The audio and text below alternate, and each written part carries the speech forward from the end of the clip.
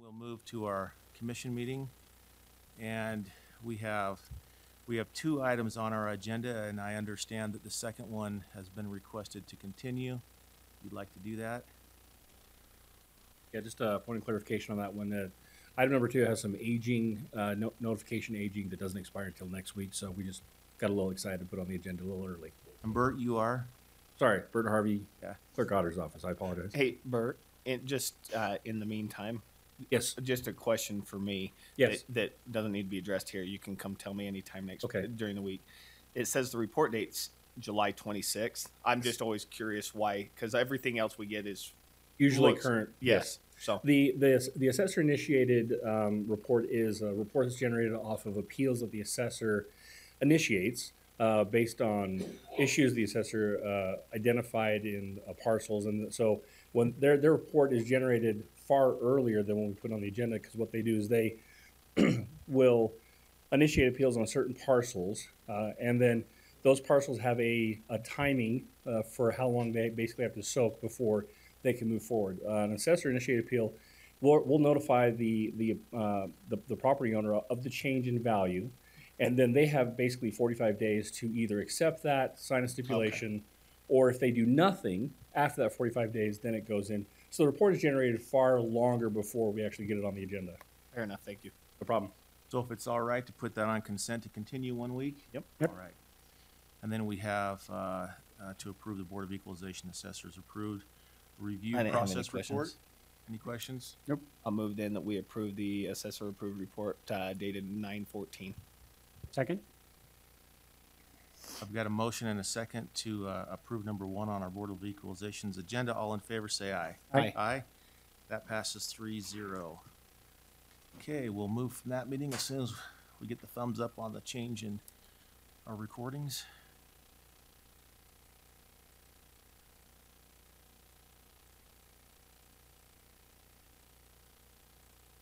Okay.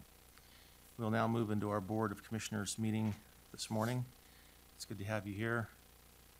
And as we always do, we have the opportunity for those who would like to participate with us. We're looking for somebody that would be willing to do a prayer, a reading, or a thought, and also lead us in the Pledge of Allegiance. Are there any volunteers that would be willing to do that? Ralph, which one would you like to do? Prayer? Okay. Anybody to lead us in the pledge? Bryce, okay.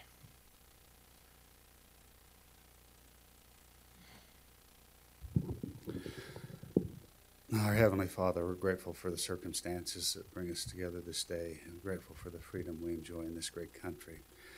Grateful for those who serve in our armed forces, those who serve us locally, in our police agencies that to bring to pass our safety and peace here in this area. We're grateful for all those who serve as well here in the county and throughout the areas for our health and safety. And we pray for we're grateful as well for those who are elected and willing to serve in elected capacity. And we pray that thy blessings will be with the commission at this time, that they may use wisdom and prudence in the decisions they make.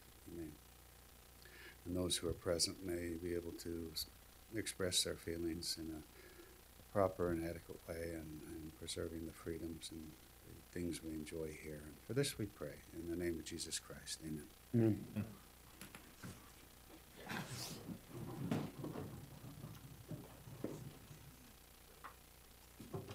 Please repeat after me. I pledge allegiance to the flag of the United States of America and to the republic for which it stands, one nation under God, indivisible, with liberty and justice for all.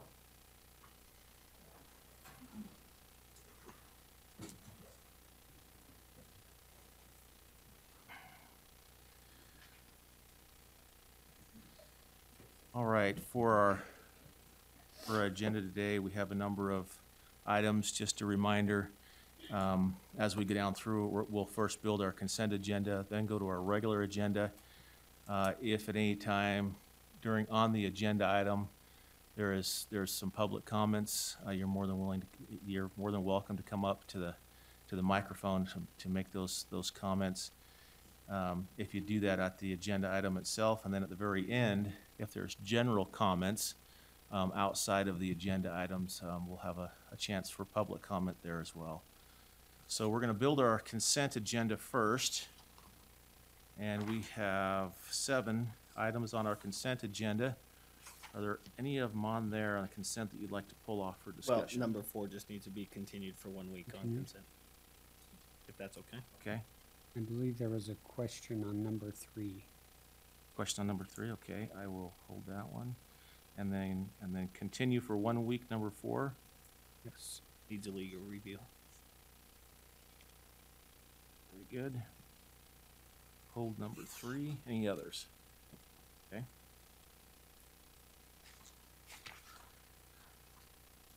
All right, moving to regular agenda.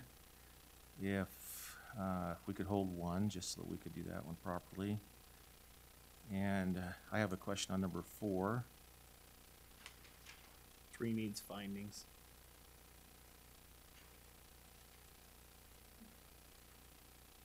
Okay, great, yep. Number 3. Number 7, I was told that we should probably strike number 7 for more work. I don't see court. Yeah, court said the contract didn't get changed, so strike it. He'll make that change and Yeah, it'll be back on next week. we're okay to strike that? Mhm. Okay, we'll strike that one. Number 7.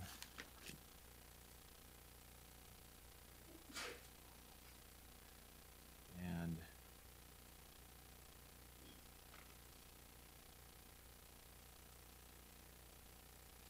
sorry, I didn't mark these appropriately.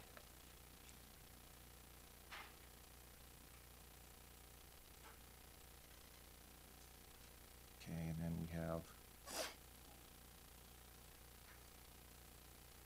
I believe where are we 12, down to 13, 12, and 13, and 14. 14. Yes, 12, 13, and 14 For discussion, for discussion. Yeah, for discussion. And any others, there's some on there.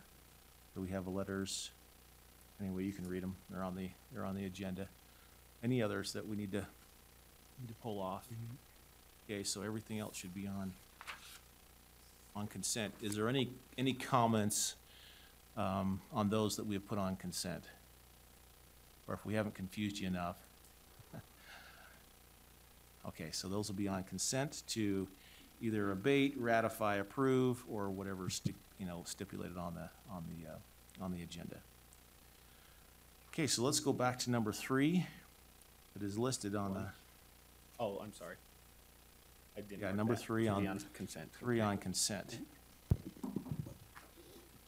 I believe there is a question here in regards to the amount listed. Richard Nelson, Public Works Director. So- There is no the- amount Yeah, listed. that's- It's 0. It's a $0 amount because there are $0 in required improvements, but we're instructed we needed to have the agreement anyway, so. Robert Moore, County Attorney's Office. So he's correct as far as $0 as far as construction goes. It's for a survey monument. It costs $250. That was already put in. There is a requirement for a warranty amount as to 10% of that. So it should be modified to be a $25 warranty bond. Instead of 0. Yes. But we don't bond for But that. that's under number 5. The developer hereby Yeah, agrees to and deposit I discussed cash this with Glenn warranty bond. yesterday. I think he raised some concerns about a statute that I'm not familiar with and I haven't been able to find regarding not providing warranties bonds for survey monuments. Our office was instructed that way several years ago, so we haven't. And that's been what I bonding for understand. the So maybe survey let's monument, continue so this 1 week and let's Okay. see if I can find it. That would work. I haven't been able to find it as of now, and so I can still keep looking for that. If- Everything's ready to go as far as the subdivisions. Yeah. Right, and that was, Sign I think that was just the question was if we had to come up with that 10% on the warranty bond, Yeah, even and though it the would be work has been $25. done. So It's is it gonna statutorily, that's a cause any requirement. problems with trying to build a road? We're already late in the season. Is this There's 20? there's nothing to be built. It's done. It's done. Oh, it's done? Everything Okay. is in. Okay. So- Okay, So we're just, It's a formality at this point. all right, so waiting a week is not gonna Yeah, cause so, any. so just to understand why, because my understanding from Glenn is that he was instructed by our office in the past that we do not issue warranty bonds for We don't bond for the survey monument. survey monuments, and so I need to look at that, and I think just construction, okay, that's fine if we don't bond, but there still is an issue of a warranty, and so that's the question that I'm looking at here particularly, because he's already put the survey monument in, it's whether we can still bond for the construction, for the warranty of that construction. Which, again, talking about minuscule dollars here, Yeah, I just didn't $25. want $25 to hold up, you know. I agree, I agree. So, I'm not trying to make a mountain out of a molehill, but we want to be clear and concise as far as what we do going forward. So it seems appropriate for us to continue it for a week. I'll move that we continue consent agenda item number 2 for 1 week. Second? Yep. So, excuse me, actually should have been 3. Consent Oh, second. number 3. Okay, we got a motion and a second to continue consent agenda item number 3 for 1 week. All in favor say aye. Aye. Aye. That motion passes 3-0. Okay, so number 1 on our regular agenda is to set a date, time, and location for a public hearing to discuss amending and increasing our 2017 budget. This we're narrowing, the budget opening for this is pretty narrow. There's only 2 items that we're looking at. Some of it is just so that we can, it's budgeted, but it wasn't in a line item. It's kind of a cleanup thing that's going on, and then some other areas of, one area of concern was mosquito abatement, I believe is what it was, wasn't it, Ralph, that we need to go through. So, that's what setting this date, time, location for that public hearing is. We have to do that to do it appropriately. So if we could get a motion, unless there's further discussion. No, it's good. I'll move that we set a date, time, and location for a public hearing to discuss amending and increasing the 2017 Utah County budget in the Utah County General Fund and various other budgetary funds for Tuesday, September 26th at 9 a.m. in this room of the county building at this location. Second. And a motion and a second to set the date, time, and location as stated number 1 on our regular agenda. All in favor say aye. Aye. Aye. Aye. That passes 3-0. Okay, number 2, we need some Three? number 3. Okay. I'll move that we approve the request from the Boy Scouts of America to waive the event fee with findings that the public interest is outweighed by the cost of the permit fee. We would also add to my motion, I would also motion that we get a report on the success of, or report back on this event. Second. We had a motion and a second to approve the request as stated in number 3 with the opportunity for them to come back, or to have them come back and state the reasons and how it worked out for the best interest. All in favor, say aye. Aye. Aye. That passes 3-0. Okay. Number 4, I just circled this one because I wasn't sure if you had to formally give a report. That's the only reason why I circled it. No, Okay, so it's you're, just sent up to the state every year, okay. reporting how we used last year's. Although the form's a little distribution. different this year. Not much. It's blue instead of yellow. Okay. that's good. That's good for this county. It is an improvement. Okay, that was it. I just didn't know if there had to be a formal report that was given to us. So, any questions? none. Motion? I'll move that we approve and authorize regular agenda item number 4. Second. A motion and a second to authorize the approval as stated number 4. All in favor say aye. Aye. Aye, that passes 3-0. Okay, it's number 7, we struck that one. Okay. To number 12. Bryce, you're up. This one is to adopt or deny an ordinance amending section 2.2 and 3.25 of the Utah County Land Use Ordinance. So if you recall, this was on your agenda 2 weeks ago. This is a land use ordinance text amendment that was referred back to the Planning Commission. Planning Commission held a public hearing and recommended a disapproval for the submitted changes to our earth extraction requirements and procedures. And so it was asked to be continued 2 weeks ago to see if there were any additional discussion or items that the commissioners wanted to pursue. And so we can get into the proposal as it is currently constituted, or see what Can you kind of direction- give us a summary? Sure. Let me pull it out here. So we have section 3-25 is our section of our ordinance that addresses earth extraction requirements. And over the years, we've looked at this and have made changes. This most recent addition includes a couple of additional definitions that are referenced in section 3. And so we added some amendments to chapter 2. We defined what agricultural production would be in context of 3-25, and also a stormwater pollution protection plan. So those two were added as definitions in chapter 2. And then in chapter 3, which is again our open pit extraction of earth products requirements, if you go down in your red line version, if you get down to number 11, that's where the new changes start. We're requiring that every application for an operation submit a SWIP plan that we define up above, which may or may not be happening anyway. And then also we reiterated the need to comply with all applicable state and local and county requirements relative to air quality and water quality. So that's 11 and 12, or 12 and 13.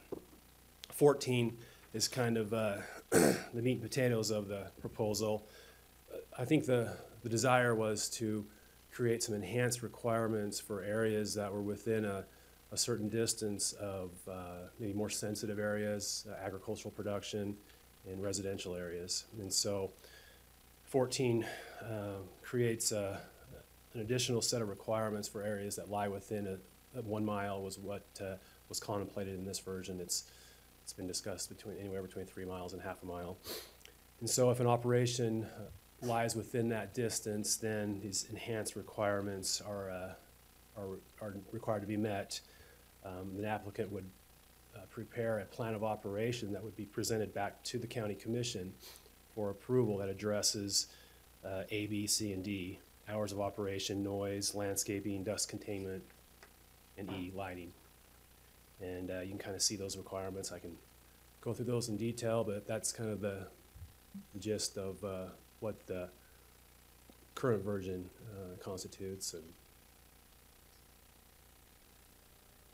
so again, these would only, the majority of this would only be effective for those areas that lie within the 1 mile distance of either a residence or a active agricultural operation, as was defined previously. Okay. Thank you. We'll probably have you come back up in a sec. Oh, Sorry, go ahead. one thing, I guess as part of this process, the staff had some direction on this, and so we looked at a lot of different jurisdictions, looked at some areas in Washington County and up in Box Elder County, and tried to get a feel for what other jurisdictions were doing, and tried to capture ideas that we felt seemed to look like they would be helpful and work. So, you know, there was some research done, and that involved looking at other jurisdictions to see how this is handled. Okay. Any questions for Bryce? So I would maybe just a couple questions for you, Bryce. Starting with 14A on the hours of operation, one of the concerns that was raised, and I think it's a very legitimate concern, is a lot of time product is required to be delivered to job sites at night, particularly like UDOT does most of their construction work and road works at night now to try and mitigate the impact. We certainly don't want to be overburdensome there in you know, causing conflict with that. Do we feel like there's sufficient verbiage in there that allows people who have contracts for night work to be able to operate at times that will allow them to deliver their product without becoming overly burdensome? Sure, and that issue was raised.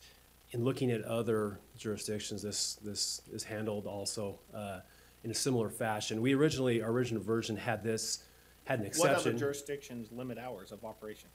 Most of them that we looked at, actually, particularly Box Elder County, Brigham City, or some that I looked at. Perry City is a city up in Cities, okay. both cities and county. And so they had similar type of hours of operation, but also had an exception for situations that Commissioner Ivy just described. When we originally created this, we had an exception to those hours of operation that would require the athlete to come back to the county commission to get some relief from those hours for a situation that may exist. And the concern was raised that there may be a lag time in that, just the nature of how the meetings are set up and needed to be notified.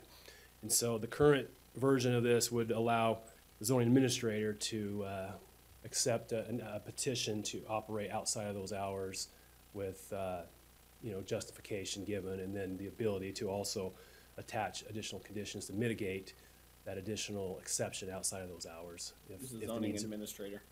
That would be me and my staff, so.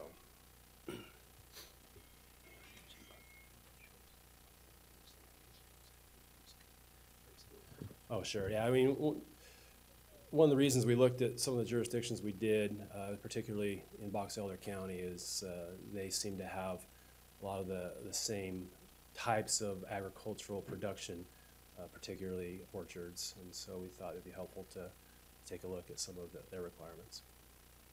So what would be the premise for a group coming to you and saying, we have a contract, they want us to bring the product at 12 o'clock at night because of requirements from UDOT, and we would like to do that? What would be the basis in which you'd make that decision and say yes or no off of? Well, obviously, if they would have to provide the evidence, and if it was such that the nature of the project required that the contract or the need to help the traveling public, whatever reasons that they give, we have to verify that and maybe check with the agency to see if that is something that is a requirement of theirs. And so I guess really just looking at really why they can't operate within the required hours of operation, and then see if there are any type of conditions that we could attach, length, duration, have them present a duration that they would want to have these hours extended. So give me a scenario in which you would deny.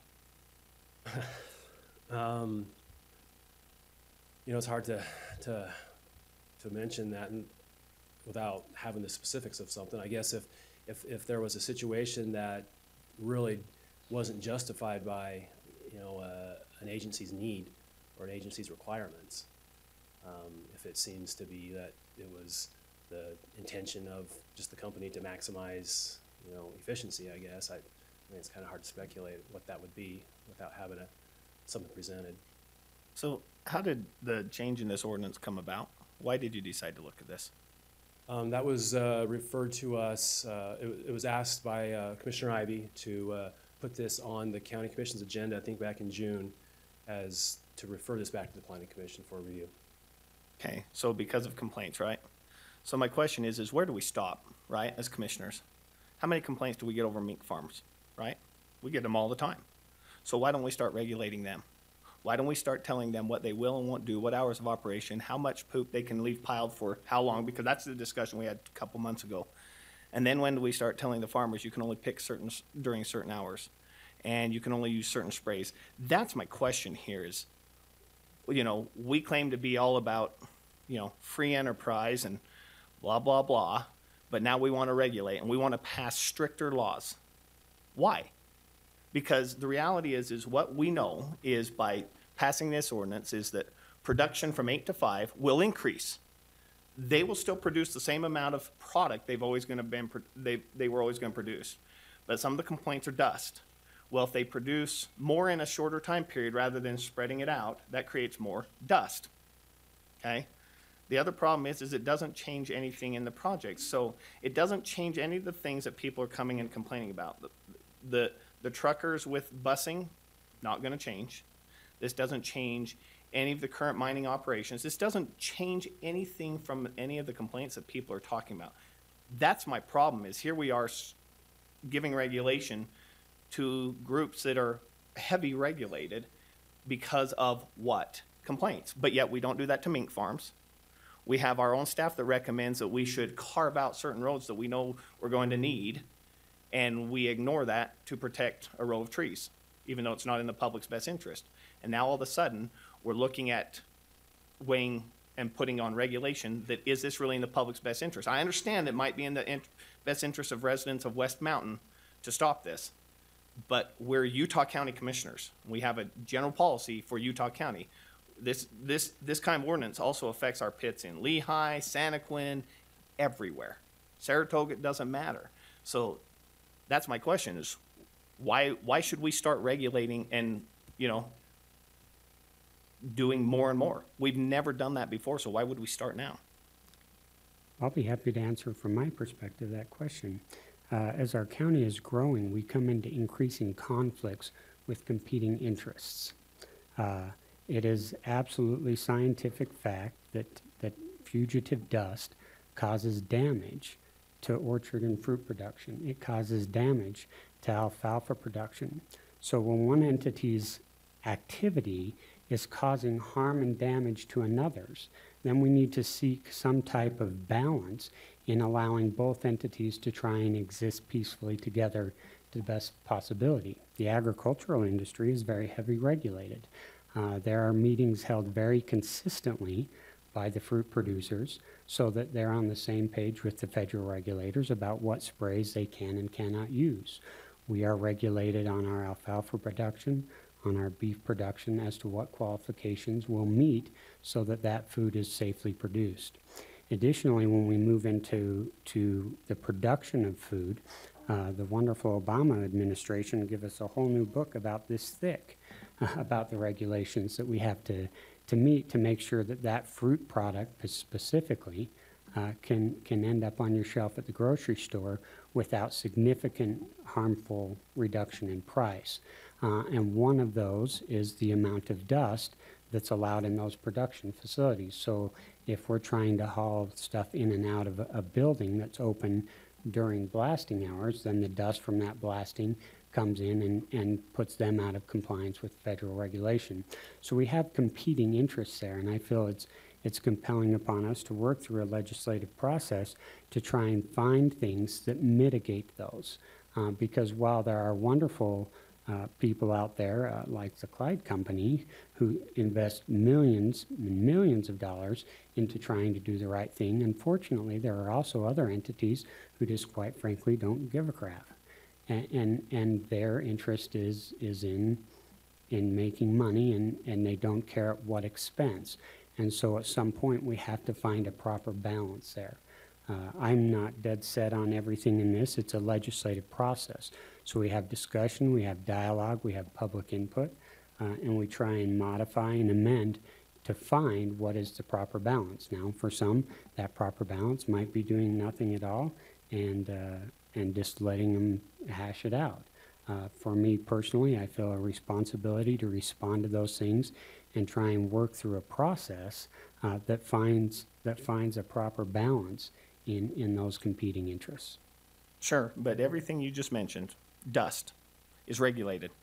DEQ, air quality comes down, they will test, they will do everything. So here's the problem, Greg. They don't come down and test. They do. No, Air they quality don't. has come down 4 times on the Kilgore pit in the last 2 months, and they've passed all 4. So what do? Greg, I got off the phone with air quality requesting them to come down, and the exact quote I got was, "We don't have the manpower to come down today."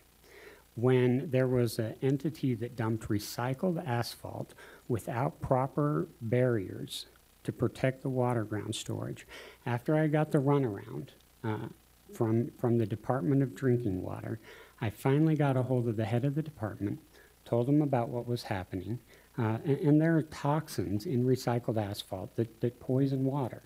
And they said, well, because it's not affecting a culinary system, were not going to come down. That was the direct quote from the Department of Water. Again, they And came so down 4 as a- times, As a local and they official, passed. I feel that I have a responsibility to try and take some local control and power so that when those things occur, I can send people out when the state fails to do I their agree. job. Then in that area, what we need to ban is all pesticides, insecticides, and everything, because what the residents have told me is the water table is so high that they are so worried. Okay, well, if it's good for one, it's good for the other. So the farmers have to quit putting anything that can potentially harm my drinking water as well. It can't be one-sided. And that's my problem here. Again, if air quality comes down 4 times in the last 2 months because of complaints, which they should, keep complaining, because if you have them, they should come test. But they have passed all 4 times without fine. Where There's did that heavy come from? penalty. Because when I met with the people from Air Quality, they hadn't been down recently. I know that they've been down You know they've 4 been down, times. Greg. I From- do from know. who? Because I was in 2 meetings with Air Quality people, and you weren't there. So who from Air Quality told you that? I wonder if I could make a suggestion. Yeah. I think we're a little ahead of our game here. I'm assuming that there's some public that'd like to make comment on this.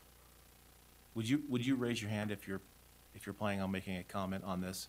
I've got 1, keep your hands up so I can count. 1, 2, 3, 4, 5, 6. You get in the very back. Yep, okay, 6. So, we usually give about 3 minutes, for comments. Let's see, what time is it now? That's 18 minutes. Let's give 18 minutes to public comment on this, and then we'll bring it back up here to the commission, if that's all right, and we can continue our discussion. So, if you would, come on up and state your name, and then we'll give about 18, 20 minutes. So just be cautious of others that are coming up as well. We'll close it off after about, no timing. We'll just, you can kind of monitor yourselves on it. So come on up, first one, if you'd like to come on up and make some comment, and then we'll bring it back up to the commission board. Greg, you make some real good points. David Banyan, Dr. David F. Banyan. I live on West Mountain, 11454 South Fruit Ridge Lane. Lived there since '82. Little county gravel pit right by us, right in our backyard. Been there ever since we moved there, but it's been expanded. So you talk about regulation. Just before I-Corps, gravel pits used to have to come before the Board of Adjustments to have a crusher moved into those pits. And there was much more regulation. Then then at the time of I-Corps, or just before it, zoning changes were made, and those restrictions were removed. So at our home, during I-Corps, we lived with day and night operations with light shining in our bedrooms, and noise and dust, due to this exception, of course, for allowing stuff to be done at night. We stayed at our daughter's house sometimes. We contemplated moving, and this was all done for the greater good, okay?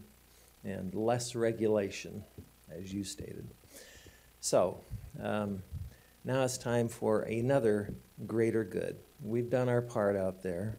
We've allowed the greater good. We've allowed this extraction of material at the expense of our agriculture and our own enjoyment of our own property. And now this has become a residential area. So the greater good now is this needs to give way to residential needs. This is now residential. At a minimum, we need to allow no new pits. At a maximum, we need to better regulate what's going on, as was done in the past. As was done in the past. The dust was better regulated. Crushers could not be in these pits, and they were just better regulated. You had to go to the Board of Adjustments to have any of these exceptions made. So it has changed, and it's changed against us as owners. Thank you. Thank you.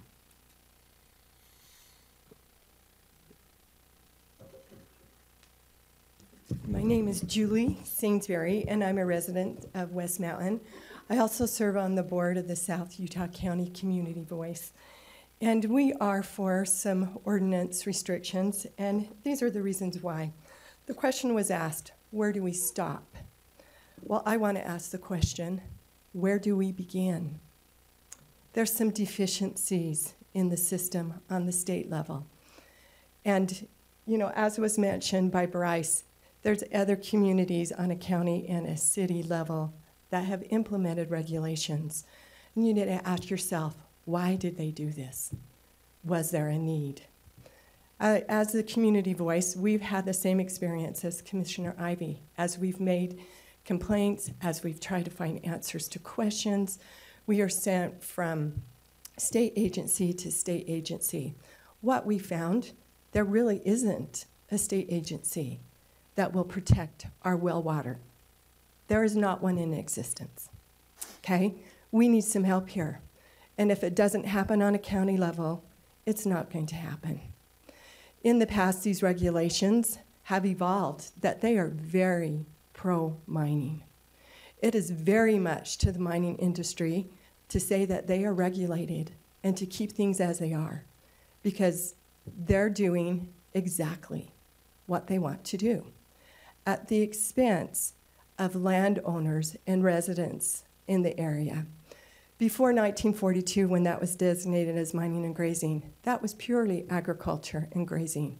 There have been farms and agriculture industries in there for decades before the mining and grazing came. Now the mining and grazing is impacting all of these agriculture businesses, whether they're huge, you know, orchard operations or if they're small individual farms. They're impacting it. The pendulum has swung too far. As a county commission, we need your help. As a county that can regulate and has the authority to do this, we need you to look at these issues prudently and make decisions that will protect the health, safety, and welfare of these residences out here in Utah County. In regards to, you know, where do we stop? Do we stop at the mining? Do we stop at the mink? Whatever. Mink does not affect our health and our safety. You know, it might affect our enjoyment, but it does not affect our health and our safety. That is the huge difference in this equation. The other thing about the dust, dust accumulates over years and years. It just doesn't go away. The asphalt emissions accumulate over years and years. This is something we need to look at when our air quality. Yes, there have been numerous complaints to the Division of Air Quality on the state level. And when they come out, have they found something? Maybe not. But when you're out there and you see the emission on that particular day, if there was a monitor there, perhaps we'd get some accurate readings. But we're told that they simply don't have the manpower and the equipment to do it, okay? But on a county level, maybe we could have some monitoring that would happen. So there's a lot of issues here. Deficiencies in the state system, huge holes that need to be addressed and can be addressed by the county commission. And we ask that you do this. Thank you. Thank you.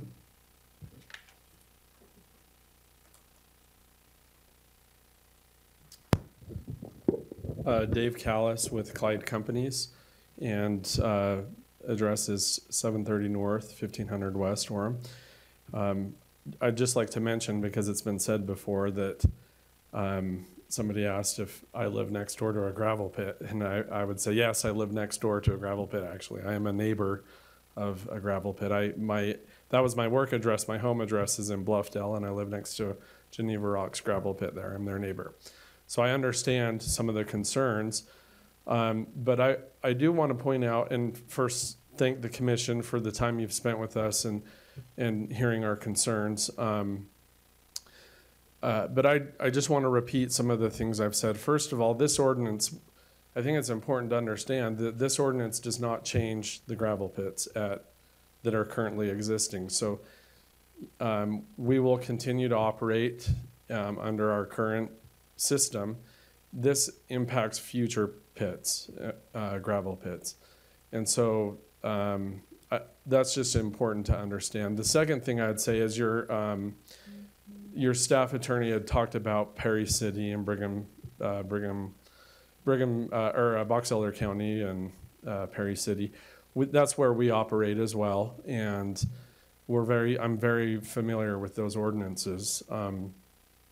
In fact, one of the largest peach orchards in the state is there on our property. And we have coexisted with the peach orchard for many years, and we've never had any concern. That's why when I heard this concern about from the agricultural industry, I was surprised, because we've not had any of those issues with the peaches up there. However, the ordinance up there is very difficult as well. They have hours of operation from 6 a.m. to 7 p.m. And we have to go and ask the mayor for permission to operate at night.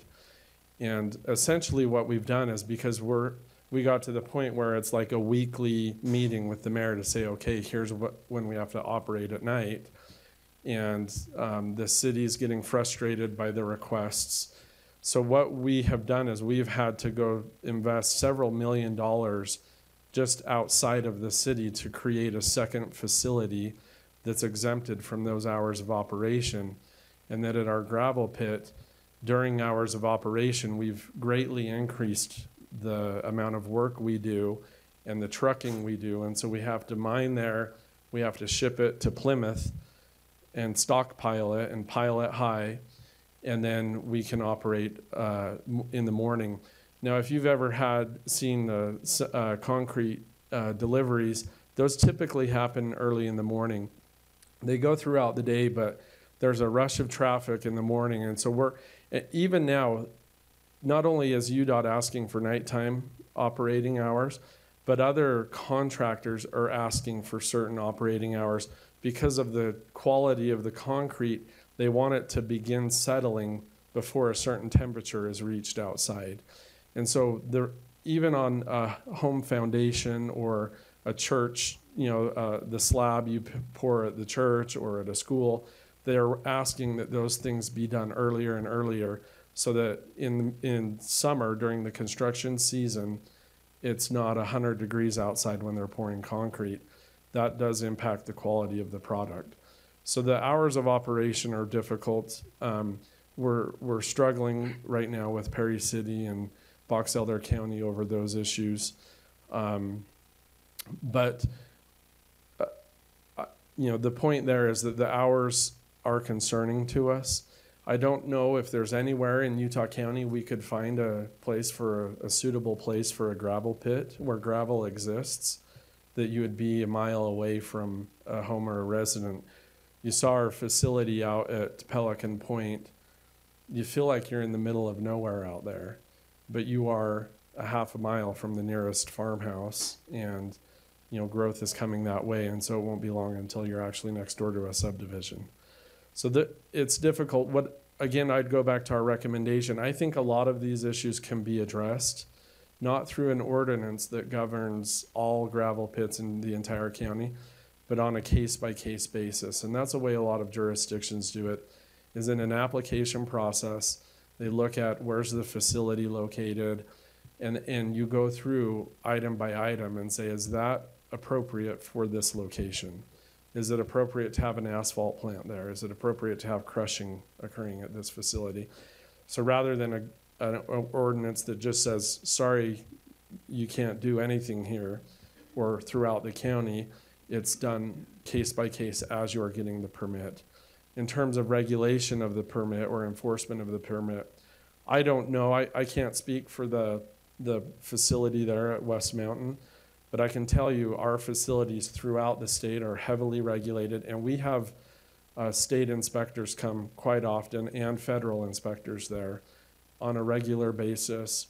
We have to have full-time staff available that go out and meet them upon their request. Surprise inspections, they happen frequently. And so we're heavily regulated, we're heavily inspected. We're trying our best to meet all of those requirements to mitigate dust. Those things can all be done within the current air quality regulations. Thank you. Thank you. I appreciate having the opportunity to have my voice heard on this. It's your not name? all Tell about us your the name. dust. Oh, Christy Beck, West Mountain 6057 West 12,000 South. I'm just below the Kegley Quarry pit. And I'm going to say it's not all about the dust, the noise, the traffic, the Jake brakes, the potholes, the rocks to the windshields, the dumps that happened, a load that unloaded in front of my house, and the fences that have been torn down. It's the safety issues that we face. It's the Linda Wilsons of the world that have been run off the road by a semi. It's my husband who had a head-on collision with a semi and lived, thankfully. But it's about the 120 units at the Ridgestone Apartments that have little children trying to get on a bus, and the road across the street that has children across that road on the frontage road to get on a bus. There are no crosswalks. There are no crossing guards. I followed a semi. He was going 55 in a 25. As soon as the officer is called out, the radios go on, and there is peace. We had a meeting at my home with PowerPoint about the size of the road. When we were told when they permitted to open that pit that the semis would not use our road, that they would come off I-15, they would turn north and go through Payson's Industrial Park, join the Utah Avenue, and on out. And as soon as they got their permits, they started using our roads. When we went to the county commissioners, they said they pay their taxes, they can use any roads they want, which brings up another point. The tractors are registered in Utah. All the trailers are registered in Idaho. We are not getting their tax dollars to fix the roads that they damage and the potholes they make. We've lived out there for 38 years. We have never had an incident with a farm ag vehicle. 48-foot vehicles, trailers have come up and down that road for years and years, never had a problem. The problems are with the semis that are 2 trailers long and a pup, or the trucks with the pup. When they make the corners, they can't make the corners. It's another safety issue. It's not legal to go into the other opposite oncoming lane of traffic, which they do. The fence that was along I-15 by 11900 South has been moved back. When we asked the county who made the big dip in it so the trucks could make that turn, they had no information or they did not know who had done that, and suggested that probably the trucking company did to make that road. The Lowe's corner used to have antique tires on their corner. They have moved their fence in 12 feet to allow those trucks to go around. It is still hit weekly with the endangerment of their livestock getting out. We're asking that when you look at this, you will look at the length limit it to 48 feet. The weight limit, they are overweight. A few years ago, we did luckily get someone to come out from the state to weigh trucks when they got to the frontage road, and many were ticketed for being overweight. The residential in that area is not new. The Hendrickson home is nearing 100 years old. The Edith and Rex Hyatt home is well over 100 years. The Rowley homes are well over that. We have been a residential area for hundreds of years. We feel like we have been imposed on. Like Brother Benyon said, the temporary permits that were given to the pits we were aware of, and we did our part to allow them for the I-15 expansion, and we're done with it. And we had some problems with the pit. We called the county. The county said, we don't handle them. That pit got annexed to Genola City, so we were told to go to Genola City.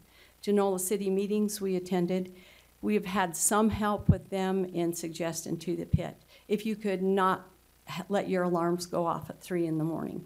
If you could, there was another safety issue. The pits go up, the semis have to go up a hill to a stop sign to cross that West Mountain Road and into the pit. They were not stopping at that sign. An officer was called out and 5 tickets were written in 1 hour. Then the word got out to the truckers that an officer was there. When an officer is not visible, they blow right past that stop sign and up into the pit, because who wants to stop a huge semi going uphill? Same with the stop sign on 12,000 South. And they come down there, they look both ways. If nobody's coming, they go on around. We have had to stop at the frontage road and back up to let the semis come around the corner. And they're not courteous. If they would play in the same playground with us, we would be more lenient, but they don't. They think they own the road, they're not courteous, and they're not safe. That's what I have to say. Thank you. Thank you. It looks like we've got about 8 minutes left for two more, according to my count. Thank you. My name is Paul Washburn. I'm also with Clyde Companies. My address is 825 North, 900 West, Orem. I think one of the things we need to understand is the material that's being mined out of these mines isn't being shipped to China. It's not being shipped to the East Coast. It's being all used locally. It's what's building our streets. It's what's building our hospital, our colleges, the roadways, everything else. Having worked for the Clyde Companies, I've had and looked at the regulations they're doing, I struggle to see that they are as much as a dust problem as we may believe. I think if all of the streets in the county were unpaved, we would certainly have a much greater dust problem. I haven't heard anyone complain that our streets in this community are too good. If you're going to fix streets, you've got to have material to do that with. There's no way around that. Every industry is going to have some spillover of negative effects. I used to enjoy boating on Utah Lake. Most of the pollution that's going to Utah Lake is from farmers. And we get the algae blooms, we can't use it anymore. One of the things I can say about our industry is we pay people a living wage. People that get work for our companies can support a family, they can send their kids to college, they can send their kids on missions, they can do all of those things. We're not protected from having to pay property taxes. We pay property taxes on every piece of property we own. We're not on Greenbelt. We can't kick the can down the road. We pay a full share to our community. At any rate, we can't have industry without any regulation, but we shouldn't be overburdening the regulation. And if we're going to get into pollution issues, it ought to be for everybody, straight down the line. Thank you. Thank you. Okay, I've got, looks like 6 minutes left, and I had one more person that had raised their hand that said you didn't raise your hand. Can I come into this? We have 6 minutes left. Go ahead. I just want to make sure that it's public, so you can, of course, speak. Cheryl Fowers, appreciate you guys today, and appreciate the task force. I was on the task force before, and it was a tough go. And I appreciate what you've come up with. I would like to add something to that in the new ordinance or whatever. One of the biggest damages that we had out to our lake farm was the pit. As the trucks came by, they didn't have their wheels washed off, and so all that mud and dirt would fall off in front of our orchard, and then the road wasn't wide enough right there, and so the trucks would go off the side of the road, and then I had a cloud of dust, and the dust was what was really from the road, and their dirty wheels was causing a problem. We definitely need to work these problems together, so I would suggest that the pits, that we make sure that they are watered, and that there is no particular matter that is given, falls off as much as they possibly can, and that they wash off their wheels. That's what they do in Salt Lake. And that we maintain the roads that they're wide enough. Now, if we have problems out at West Mountain, maybe we need to have a truck lane. Maybe that needs to help eliminate some of these problems. My son's a truck driver. He owns 22 trucks himself. He hauls a lot for Utah County in this area. And he doesn't want any accidents. And if there's a driver that's out of sorts, that's that driver. That's not a company. And so I feel like we're picking on all of the trucks that they're bad drivers, and they're not. Nobody wants an issue like that. I appreciated your comment today, brother, or Commissioner Ivy, not Brother Ivy.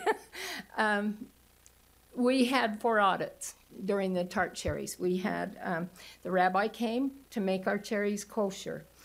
We had a third-party audit where we flew a guy in from California.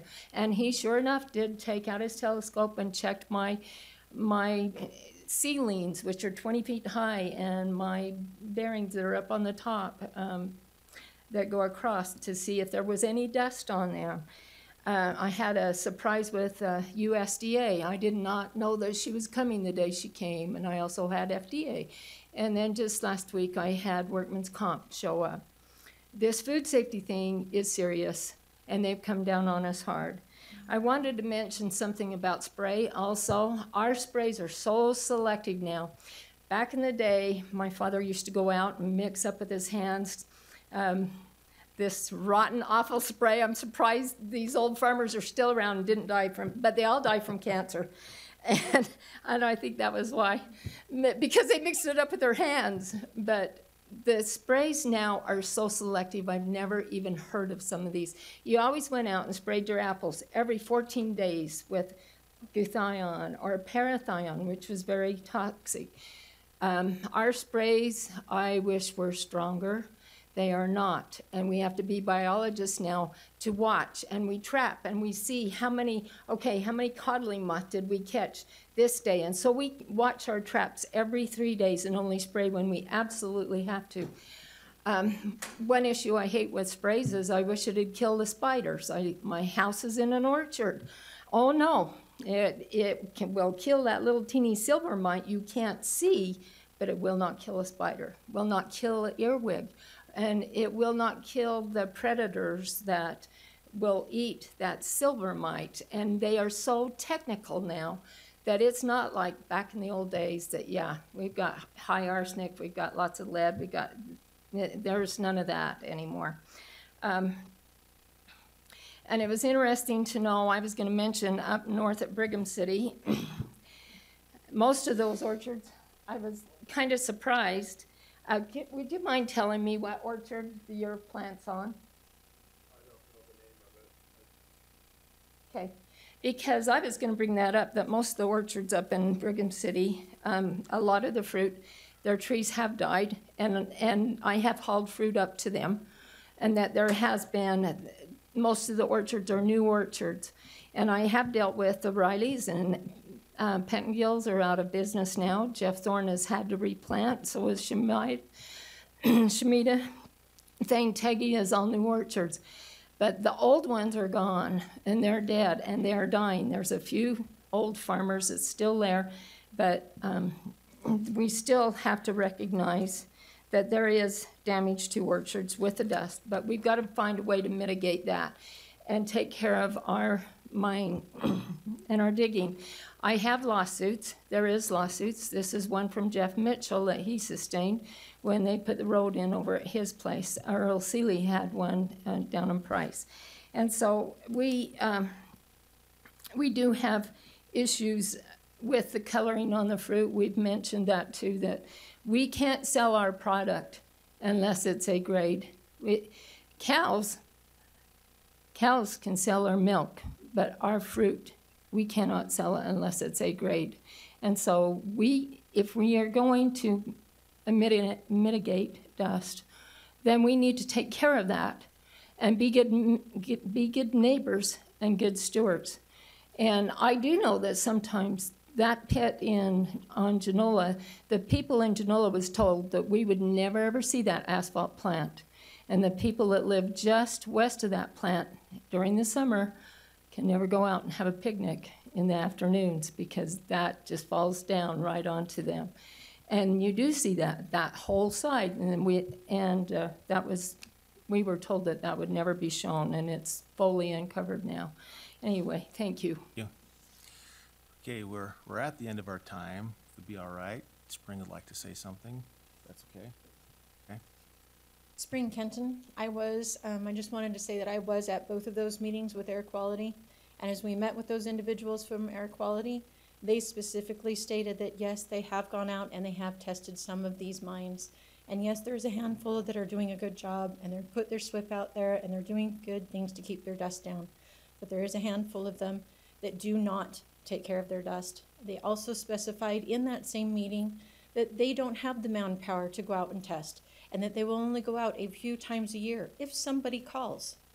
And even if somebody calls, they do not have the manpower to fulfill those calls. There is air monitors that you can put out there to test the air. But no, the air quality does not require them, nor do they provide them. People will have to provide them themselves in their own pits in order to keep the air quality safe. But air quality themselves does not have the manpower, and nor do they wish to have the manpower to move forward and continue to follow all the calls that they're receiving. And that's what we got directly from 2 separate individuals that came to both of our air quality meetings. Thank you. Thank you. Okay, we'll close that part of public comments. Bring it back up here to the commission and any others that the commission would like to ask questions if needed or necessary. No, so this is what I'd ask of the commission. So here's a couple things that I would like to point out. Staff looked at Perry City, I can't remember the other city, Brigham City, and Box Elder. City, key term, city. West Mountain wants control of their area. Like we tell Alpine, this consistency from the commission, we always talk about being consistent. We told Alpine mayor before and the current one, you want to go against the county ordinance, then annex. West Mountain, you want control of your area completely and not to follow the same rules that govern the whole county, I would incorporate. That's just me. Plus, keep in mind that all these ordinances that we pass are done by people who are elected. So just because, even if you get the 2 votes, I'm obviously a no vote against the ordinance. If you get 2 votes, I'm here to tell you, elections happen, and they will run on that issue quietly, and that'll change. So again, I'm very sympathetic to the safety, and I want to talk about the safety. I'm a little offended to hear and all of a sudden have a commissioner and his assistant question my integrity. If I get told from somebody that there's 4 inspections, I don't need to prove. I don't question your integrity. I believe what you say. I just know what I'm told. The other problem that I have with this ordinance is I then hear residents from, and this goes to my other heart of the problem. We're not talking about, the issues that you're coming to are very real. And like I told the people that came to me, they're concerning. They are concerning. Safety is very concerning. But the problem is with this ordinance, we already heard from one resident that it doesn't go far enough because we want to limit the size of the trucks and we want to limit the amount of material. So now after we want to shrink their operations, now we want to shrink how many trucks. So we want to put more trucks on the road because we want lighter trucks. Although, by the way, the tire tracks that we talked about that were 100 feet were by an empty truck because the brakes don't work as well when they're light. The other problem is I hear everybody say, well, Box Elder and Perry City, and, you know, they have ordinances and we should do. Let me tell you, Utah County is always beat to its own drum. I know, because we're the lowest taxing entity and we're the 2nd highest population in the state. If we want to follow everybody else, then fine, let's do it. But let's do it across the board. If we're really going to start using others as our shiny light and something to look at, then okay, well then let's increase our taxes to do some of these things. Because that's part of my problem, because I personally believe the bad policies come out of emotion. And for me, I'm not emotionally tied to this. I'm very sensitive to the safety, and I want to address that. If we want to talk about the county budgeting and purchasing air quality meters, I'm ready to have that discussion. I'm fine with that. That's different. But that's still not going to change. Again, it doesn't change the current operation. All the folks that have come in and said, I'm worried about the head-on collisions, that's terrible. I'm worried about those too, because you're lucky to survive a semi. I mean, I've been lucky. I've survived 2 car wrecks too, 1 head-on. You are lucky, but the problem is changing this ordinance doesn't change that. And that's my problem, is we're not changing the current mode of what's going on in West Mountain. And they're coming and talking about things. I heard a couple solutions I like. The air quality monitors, but adding a truck lane. The county can widen roads. We absolutely can, and make them safer. That's a conversation I want to have too. That to me is a good compromise. So to some of those things, I'm for, but more restrictions. We talked about, I remember when I first came into the commission, We got mad that the EPA changed, and everybody in West Mountain and surrounding areas were so mad because their wells that they've been drinking out of for years and years and years and years and years all of a sudden didn't meet the same standards because the federal government just changed them on a whim. And now, to me, we're doing the same exact thing. That's how I view this. So I'm obviously no, but you guys, you two are very smart men as well.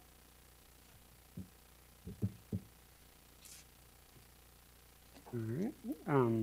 One point of clarification there, Greg, I was simply trying to ask who you had spoken to. It wasn't an attack on your integrity. Okay. Because we've had obviously very different experiences.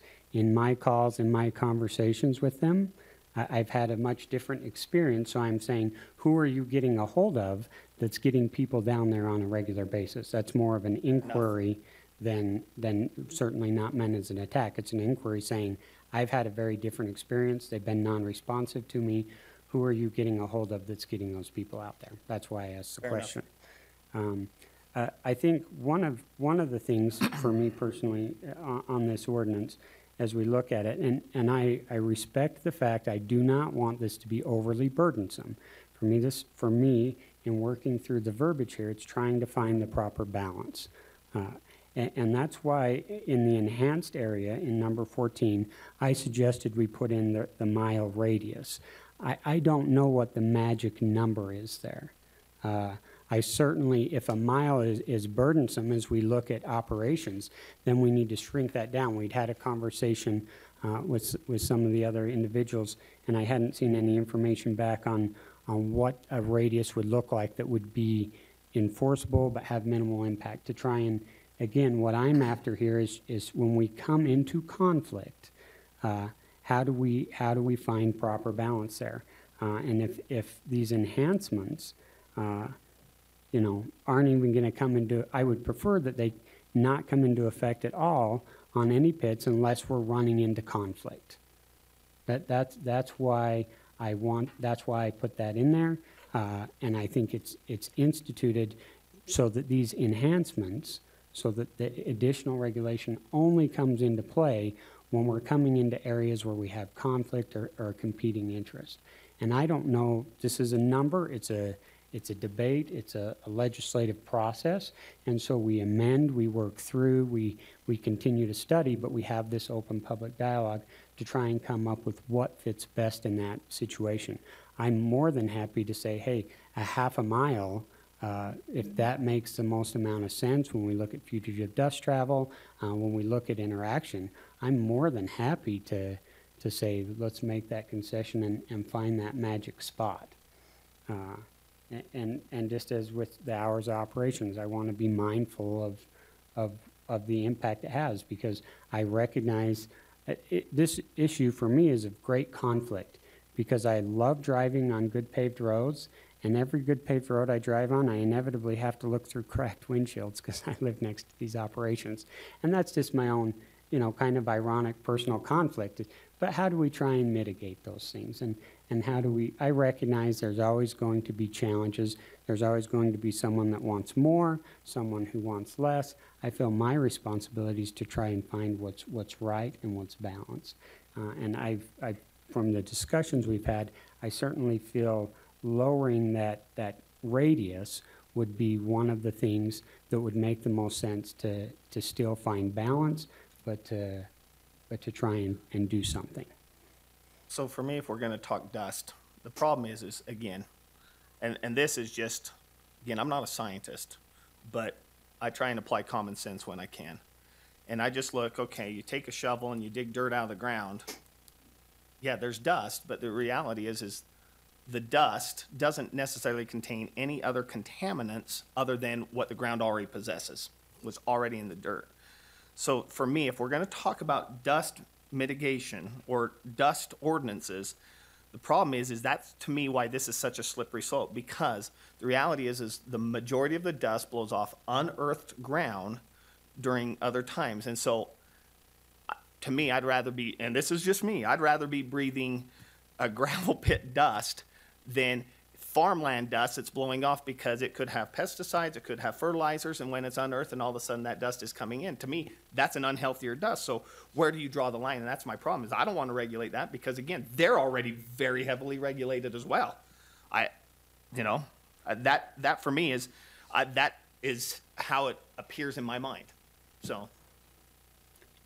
Well, the only thing we have to remember is in mining activities, there are minerals and lime dust and stuff that are damaging, that are capped within the soil, that when that does occur are then disrupted and exposed. So, I certainly recognize there's inherent risk anytime health risk when we deal with any of that type of extraction and disturbance of the soil.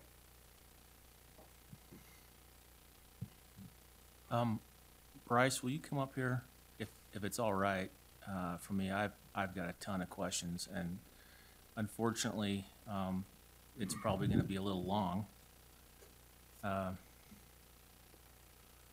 As I look through, and please jump in. I'm not trying to dominate this conversation, but you can.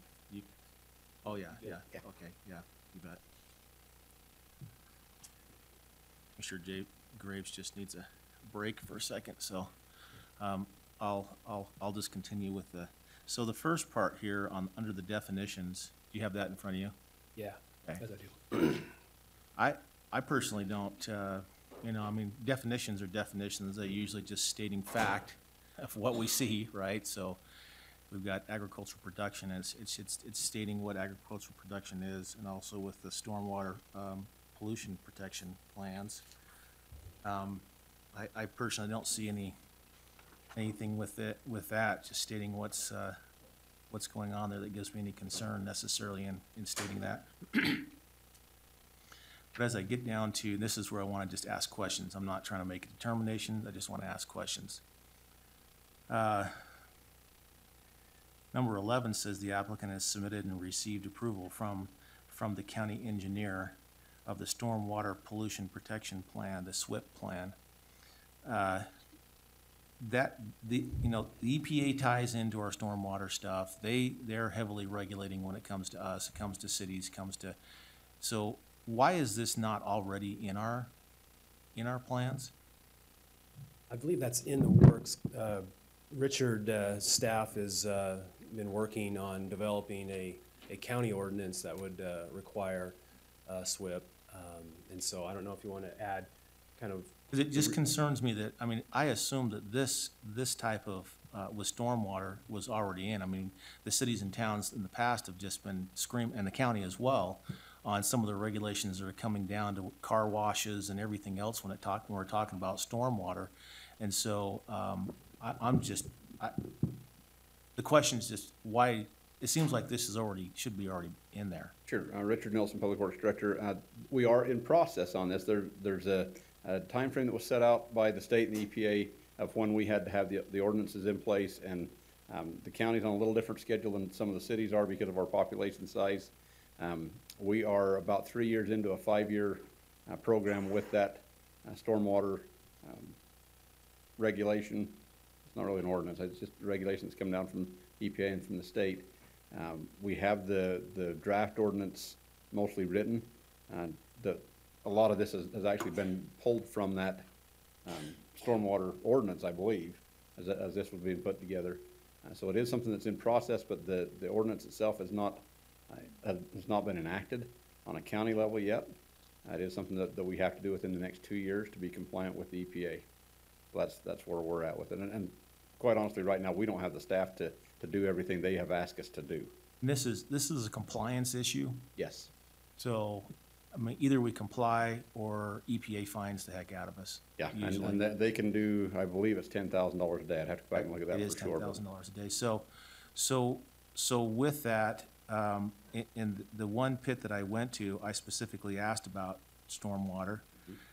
They contain all their water on site.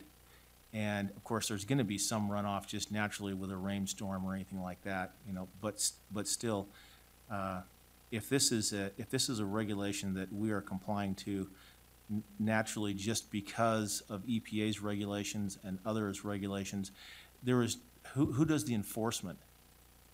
Is it EPA? They can. It's also enforceable through the state, and then with the ordinance in place at the county level, what they want us to do, they being the state and the feds, they want us to have a stormwater inspector that actually goes out and can cite people if they're not compliant. That's what we simply don't have the staff or the current budget for it, so that's what we're working on. So the county could actually fine, I believe so, yes. because you're the one, and according to this here, the county engineer, which is you, Correct. has to approve of the stormwater protection plans. Correct. Mr. Chairman, Robert Moore, County Attorney's Office. Let me explain why this number 11 is actually in there. And that's because that's to address the issue of the dumping of recycled asphalt onto the ground on a non-public water system. I did have some discussions with the Attorney General's office. Their opinion that the state has occupied the field on this issue. I discussed the problem with that, though, that they're not addressing the one issue of whales and private systems for recycled asphalt, et cetera. And so we have an approval here of this requirement that the county engineer would review the SWIP as well. The state has to anyway. Their question is, why does the state has required to, why are we doing it? And that's the discussion I had with them. They didn't kind of backed off that and said, you know, I think that might work because of what you're trying to do, but there is some questions there because again, this is a state-run industry, and the counties don't have a lot of ability to regulate. For example, let me go back to the dust issue. The county, if you put up monitors there, all we would be able to do is notify the state if we found violations. We would not be able to do anything with that dust because the state has occupied the field there. That is that's their baby, and we're not able to actually monitor and actually enforce their requirements. They're going to have to enforce their own requirements. So. Right. Maybe if I could just clarify one other item too, on the SWIP, on the Stormwater Pollution Prevention Plan. What that looks at from what we've been instructed through the state and the federal government is that is surface water. It doesn't get into the groundwater issues. It doesn't get into the dust issues. It is simply the stormwater runoff on the surface. That's what that regulation entails, and that's what we would have the enforcement ability and the inspection requirements for. It's just the surface water. Okay. Number 12, operations shall comply with all applicable requirements of the Utah County Health Department and the Utah Department of Environmental Quality for air quality. The applicant shall obtain approval of a plan for the control of fugitive dust from the Utah Department of Environmental Quality. So when I read that, the first thing comes to my mind is that if we're putting this into an ordinance for us, is that if I read it differently, the operation has not been required any applicable requirements from the Health Department, the Department of Environmental Quality, and for fugitive dust. So have we not been doing any of that? Has there not been any? Those requirements already exist. I think what we're doing here is we're creating a checklist for an applicant to come in and for our staff to say, hey, provide us your copy of your air fugitive or your fugitive dust plan. And so we have something that we can withhold a permit until we have that. Why don't we make it simple and just put item 12? Show us a copy of your fugitive dust plan so people understand what it is. Well, in talking with the state, it's made more sense to say applicable requirements because I really wanted to know exactly what kind of permit they issued, and it didn't seem like it was exactly clear what they termed that, and so we felt that was an umbrella to catch, whatever is applicable for that site. That we don't want to determine it up front without knowing the specifics of the site and what the state's requirements are. We don't really want to get into that. I think this is just showing that, listen, this is a requirement, probably is a requirement anyway, but part of our process is to verify that you have that. So you're just matching, you're just, okay, so. This is a match, a double check to make sure. This is nothing new. it's- Okay. It's not a new regulation, we're not doing anything new with this, it's just that we're Except matching. for legally, so, Rob, quick question on that. When we went through with the health department on vaulted pit privies and things like that, we were told, well, we had this ordinance in existence, and then the state passed theirs, so theirs wasn't actually active because ours was in place. How can we pass a law that's already in place then and have it mean or do anything? If we can deny it, is what you're saying. Right. All we're doing here is saying you have to comply with the state law. And that's really what we're doing, number 12. You comply with state law. So we're over-regulating an already regulated No, I think industry. we're already requiring them to do that. Why don't we just slap another $1,000 permit fee on it too, so we can make some money too, because I'm sure that's what they All have we're to doing pay is up there requiring them too. to do that and provide a copy of it to us. I mean, that way we But have it that's on my file. point, is if they already have a law, we're basically discussing an ordinance that says, hey, now we have one on the county books too, that's already in part of the existence. issue we've been dealing with here is you regulate an industry that's already regulated by the state, and so what can we do? And that's what we've been trying to work on. What can we do as a county to address the issues that have come before us? Now, again, we were asked to do this, and No, I that's why understand. we're doing it. So 12 and 13 are the same, they're just a little different when we're talking about air and water, right? Okay, if Correct. we're talking Yeah. about the same issue. The state already has this in place, it's something they already have to go through to get the permit from the state. And in relation to the county health department, there may or may not be some additional requirements that we have at a local level. And so, you know, we wanted just to have that in there to address a situation that, you know, that may arise that they may have some input on. Similar to most of our other permits, you know, we say that you have to meet all applicable health requirements. Back to the state, we build a home on a state highway, we require that they show us that they have an access permit from UDOT. UDOT's gonna require that anyway. And so we're just saying, hey, give us that verification before we issue the permit, to make sure you have that. This is a check to make sure they've met the qualifications before we issue a permit. Yes, and one other point I should make is when the state does approve the pits, they do make it subject to local review and zoning law. So there is this check and balance going on a little bit. So let me ask We're you trying this, to- can you deny based off of 13 and 14? Well, If they have done that? We could say, look, you didn't do it, provide us a copy of it. Oh, but if they provide the copy, then it's just a Then check. it's done. Then It's done. Then it's That's it. done. That's it. We may not even agree with it completely. So it's kind of like our ordinance that we passed last week. We already said, you guys were forcing us to pass stuff on our commission agenda without an option, and so now we're basically passing an ordinance to do the inverse of what we just passed last time. Okay, that makes sense. All I'm saying is if that's all we're doing, we could deny if we don't have it, yes. But if they provide it to us, let's say the dust I'm plan- just glad I'm on the same page, because If the dust plan says to the state that you only have to do these measures, and we don't like those measures, that, again, we don't have that control. Yeah, But the state's approved it, yeah. as long as they provide it to us, They show us a copy. it checks it off for Okay. us, yes. I, we're I done. mean, actually, So really, this I is not like an the fact additional. that there's communication, because there's too many times there's no communication between This is not an organizations. additional requirement. Right. Really. I Right. mean, It's a check, It's just a check, checklist, yeah. and as long as they provide it, it is Right. not it's not a denial. Okay, to 14. And I think you'll see once we get into 14, then all of a sudden we get a little more detail Yeah. on specifics that then we maybe. Yeah, I wanted to kind of clean through those. Yeah, and- that's what I'm talking Now, in addition to the requirements listed above, now these are the ones that, of course, there's checklist ones that we're talking about. Any operation or portion of operation located within in 1 mile, and I know there's some discussion on that, but let's just leave it where it is. 1 mile of existing dwelling or existing area of active agriculture protection shall meet the requirements listed below.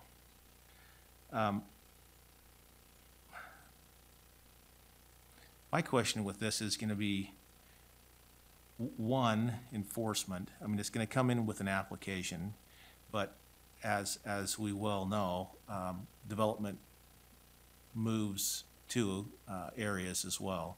So how would you do this, Bryce? I'm just wondering how you're going to, if this was in place, does this, if there's, well, I know they're gonna have the plans and everything down below that they're gonna fall under, but it's an enforcement thing. It is, and as you can appreciate, you know, this is Are you gonna have to hire more staff to do this? just like every other agency. And we're right here at budget season. I'm wondering, you got 3 or 4 or 5 more people? I'd I'm love to wondering. ask more. We have enforcement of our land use ordinances throughout the county, and we don't have the manpower to meet what we have already. And so it is what it is. And so we operate under a complaint You would if we basis. taxed at the rate that Box Elder does per resident. Maybe, I mean, we've got complaints up every By the way, corner of that's the 6 county. times our tax rate, if you wondered.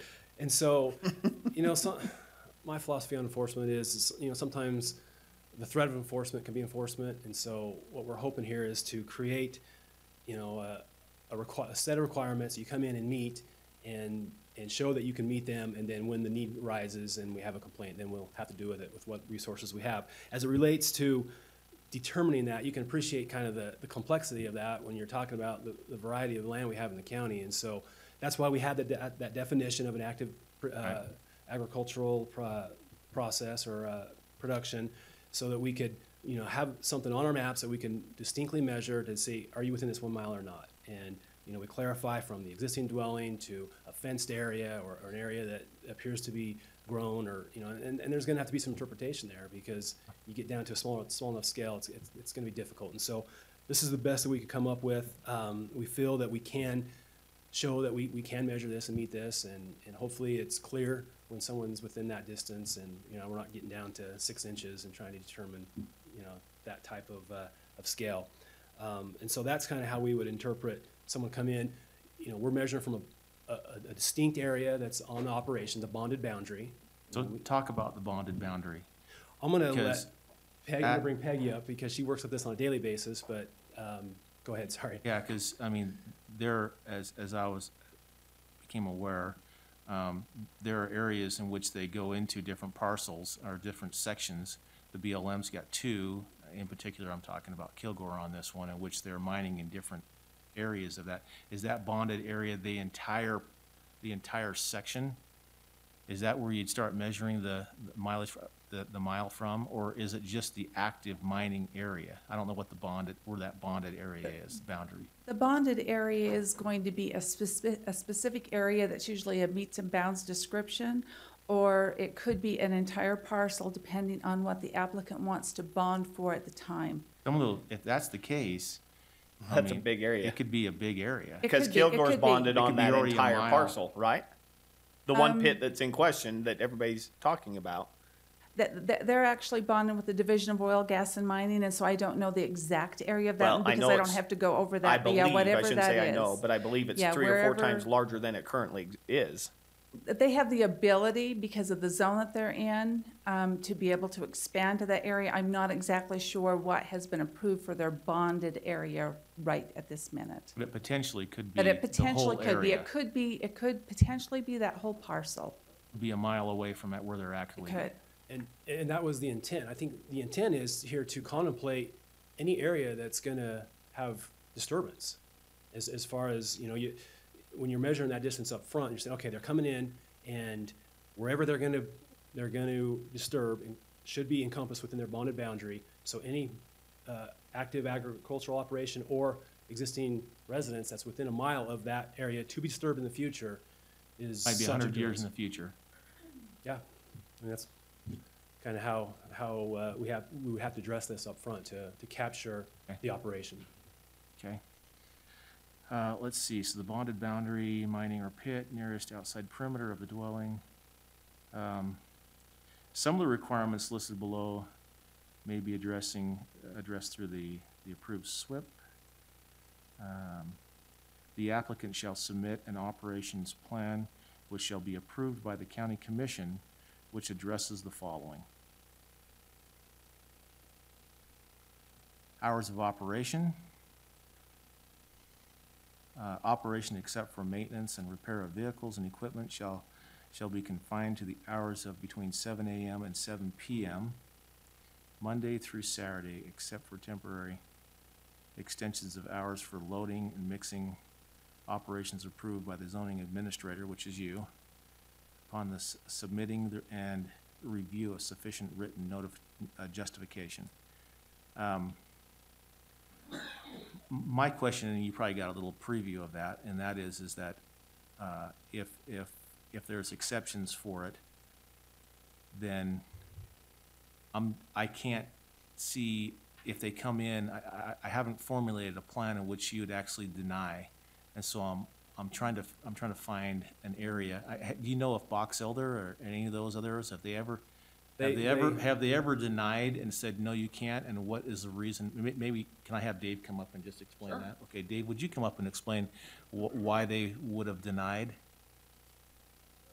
So actually, just a week or two ago, we had a project, a UDOT project we were working on in Highway 89 in, I believe it was in northern Weber County, kind of extending into Box Elder County.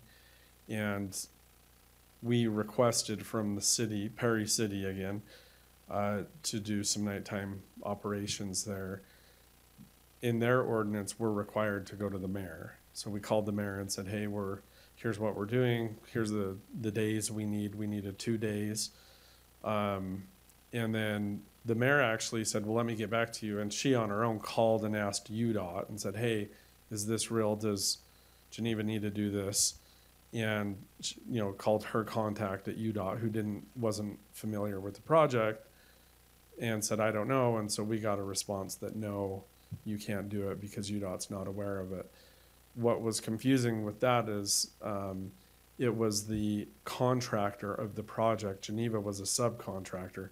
The contractor was fulfilling their requirement and said, to fulfill our requirement, Geneva, we need you to come do this in the evening. So it wasn't a direct requirement of UDOT, which is in their ordinance, that it had to be a state or a federal requirement. It was the general contractor requiring it of us. So they denied it on that, on those grounds.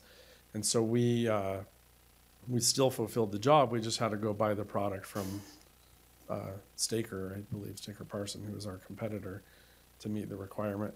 But it is often, and I would say that I can't remember this ordinance if it's any nighttime work. In Perry City, they only allow for federal and state jobs. So if we're doing a UDOT project, we can request it. If we're building a Costco and they need us to pour the slab and it's going to be a 24-hour pour because it's a big job, we're automatically denied. We can't request that.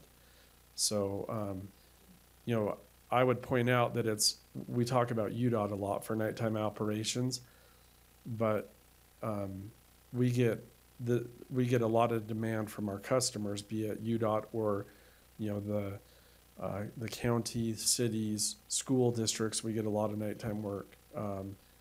Public utilities, home builders that are doing, want the foundation poured in the evening or early morning. We have to be able to get to the pit in time to set up, mix the concrete, get the trucks ready. So if for example, if it's a 7 a.m. start time, then that means we can't go onto the property until 7 a.m., which means our trucks are not leaving until 8 a.m. So that's some of the issues we face, for example, in Perry.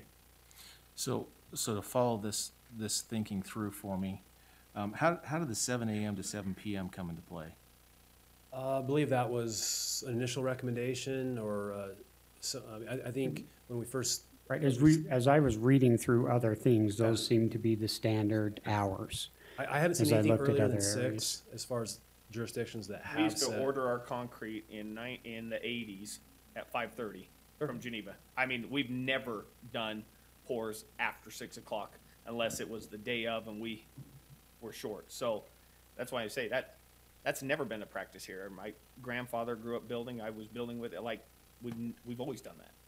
Sure, I mean. So I'm just thinking, and this is just out loud, but if I'm thinking on a safety issue, buses are going to be driving down the roads between 7 and 8. I guess school starts at what, 8:15? I'm guessing, right around there. My wife would know. I wouldn't know. For West Mountain, I was going to say 6:45. 6:40. 6:40, the You last have, pickups you have are at people 8, taking off to 8:15. go to work about that same time. It almost seemed for safety reasons that if you were to put this into play, you'd say you can't be on the road till after 8:30.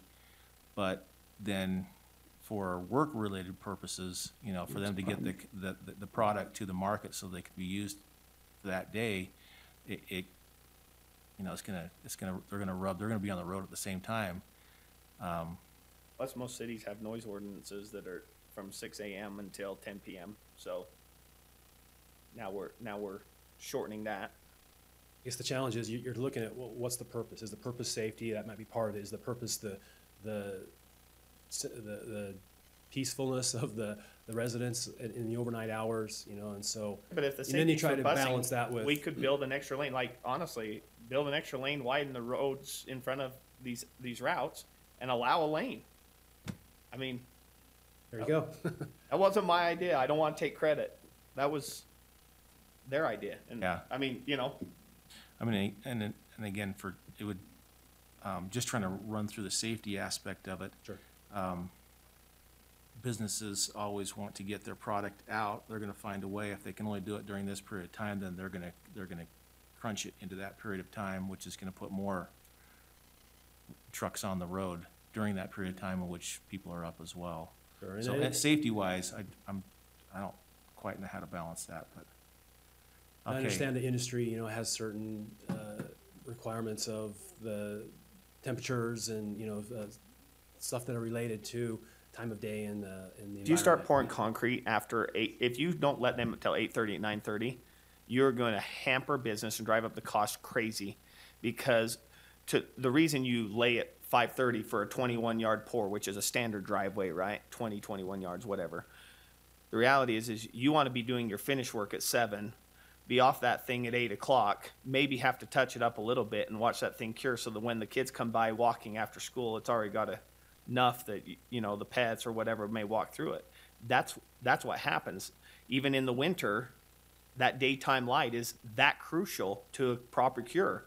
And you want to go through all these brand new subdivisions and see all these cracked and fractioning driveways. You can go look through my neighborhood where I live and you'll see, and you'll realize, well, they poured at 2 o'clock and they didn't really care. And I mean, you can tell there is a difference. Again, I know this because I've been around it my whole life. So there's got to be a graph that shows where the trucks are, you know, what's their peak time. There's got to be, you know, their peak time it's just like a restaurant. A restaurant knows that at noon or 11:30 or 11 o'clock they're gonna have a peak time, and then maybe in the morning they don't have that rush. Or movie theaters, that's the reason why they sleep in, because they don't have any business until the night. So there's got to be a graph in there somewhere that shows what I would be curious about is does the 7 a.m. one work, or is it because I think that this is put into place to give nighttime, you know, that there's not as much traffic going down the road for the residents. That's how I'm seeing this one. I think that's a part of it. Yeah. Sure. And I think that data would probably have to be provided by the industry. The concern that we heard with this one was the emergency situations, not necessarily the early start time. It doesn't mean that concern's not there, but I mean, that's. Well, let's just assume that if you look at that graph, for concrete purposes or whatever, for asphalt purposes, that the product needs to be to the market, to the place, by most times, and so they have to be leaving the plant at 6 o'clock. If this is in place, then they're gonna be coming every single week to you, right? And asking. And I don't see how you'd be able to deny them. Or have time, because you got 850 ag Well, protections coming up to review. Yeah, I know. I'm just trying to see a balance in there, how Right, and again, that's worked. Originally, we had this as coming to the commission, the legislative body that's gonna approve this plan of operation, and that's part of them coming to you as, initially, as part of the hours of operation. They're- So as an original plan that they present to us, they could initially apply and say, they would have that information, they would be able to say, here's why we need to operate from 5:30 and so on, and then we would have that flexibility, and I think it ties back into the other instance, are we building enough to where we can case by case assess this? Yeah, but here's the problem when you do this, okay? Here's who you're really going to hurt with this kind of time ordinance. I know when residents not in an incorporated area do their driveways in asphalt, those things aren't paved between 8 and 5. I'm here to tell you, that goes to the road. They come after hours, and that's when they do them. That's who you're going to affect. It's these residents directly that are going to be affected with a time ordinance like that on paving and stuff like that. I mean, I've worked for WW Clyde. I've worked as an inspector at Provo City on an engineering road crew. That certainly may be a consequence of this. Yeah, absolutely. And then they'll be back in here saying, well, now I can't even pour my driveway. Well, we gave you exactly what you want. So, So going back to the plan, the applicant shall submit an operations plan, which shall be approved by the county commission, which addresses the following. And what you're saying on this is that they will submit this plan beforehand and say, not necessarily, so why do we even have the 7 AM to 7 Well, PM in I there think if we're the going through the intention there plan? is, it can't be outside of those hours, and so you may want to have a little more flexibility. You guys may come back and say, no, I think the way your operation plan, we need it 8 to whatever, 9. And so if you want to have that flexibility, maybe you should have that, but no earlier than hours start at 5 or whatever. And then as they come with their plan of operations, saying, no, Makes sense. we've got jobs that we've got to hit Spanish Fork or whatever, and so have. for safety, we are gonna also ban all farm equipment, everything on the roads until the same hours, right? Not with this ordinance, no. Oh, I know, but that will be the ordinance we're gonna do next, right? Because we want to make sure we're consistent. And if it's really all about safety, then we gotta be consistent across the board. That's my point here, is we're not. We're trying to put lipstick on a pig. This isn't actually fixing the problem that the residents want. It's not, because the 7 are going to continue to operate under their current operation. Other options are, I mean, you can do whatever you want with this. You can kick it out. You can allow other types of uses on site. We specifically said loading and mixing, but not crushers. Those tend, and so you can look at the different facets of it, kick it out. Let's see, where'd you jump to on that? I'm sorry, I'm still in hours of operation, but it Yeah. says, Are you going down to noise? no, let's see. I thought I said, okay, It's- operations here. except for the maintenance. and Except for temporary existing hours for loading Oh, and yeah, mixing so in- operations so approved by we- the zoning administrator. That's where it was. So I guess in those extension of hours, you can do those overnight loading and mixing, but not the crushing. That was the intention there. And so Okay. what my point was, is I guess you can play with what's allowed during what periods of time. Yeah, we want to regulate now what type they can do on their property that they legally own, the same as everybody else. Okay, let's go on to B, noise. All equipment utilized in the extraction and processing of excavating materials shall be operated and maintained so as to minimize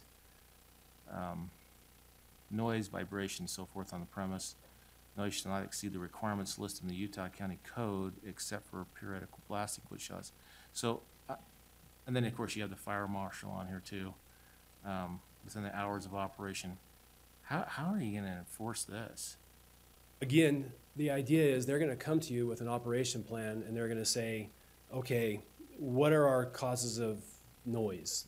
We've heard that the backup beepers on the equipment. Well, we have a device that can mute that or whatever. And so I guess the intent of this is to them to identify, or in a situation where they're coming before you with an operation plan saying, here's your hours of operation, here are your noise thresholds, where are the concerns, and how are you gonna mitigate that? Are you gonna do decibel levels?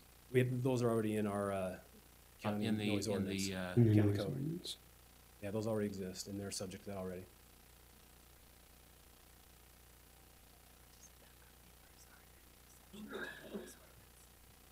Well, I guess emergency backup beepers are an exception to the noise ordinance. I was and gonna so- say, because they're on every bus. So you can handle that through the plan of operation, if that is what's driving, causing the concern for people. Okay. Landscaping. The property used for the operation shall be landscaped for the purpose of screening the operations from the adjacent public streets and private properties to ease the effects of noise and dust on existing dwellings and areas of active agricultural protection. Again, this one gets a little more tricky. We haven't had a lot of luck with this. Over time, some of these have been conditional uses, and the board has required landscaping as the conditional use, and it's been a real challenge in some of the environments that we have, to have these maintained in a growing condition. And so the idea is, obviously, these are a little bit closer. These aren't the real remote ones, and so they're going to bring to you a plan of operation to show how they're gonna meet that. How are they gonna mitigate a shear wall? Because that's one of the complaints, is that the plan calls for a shear wall left.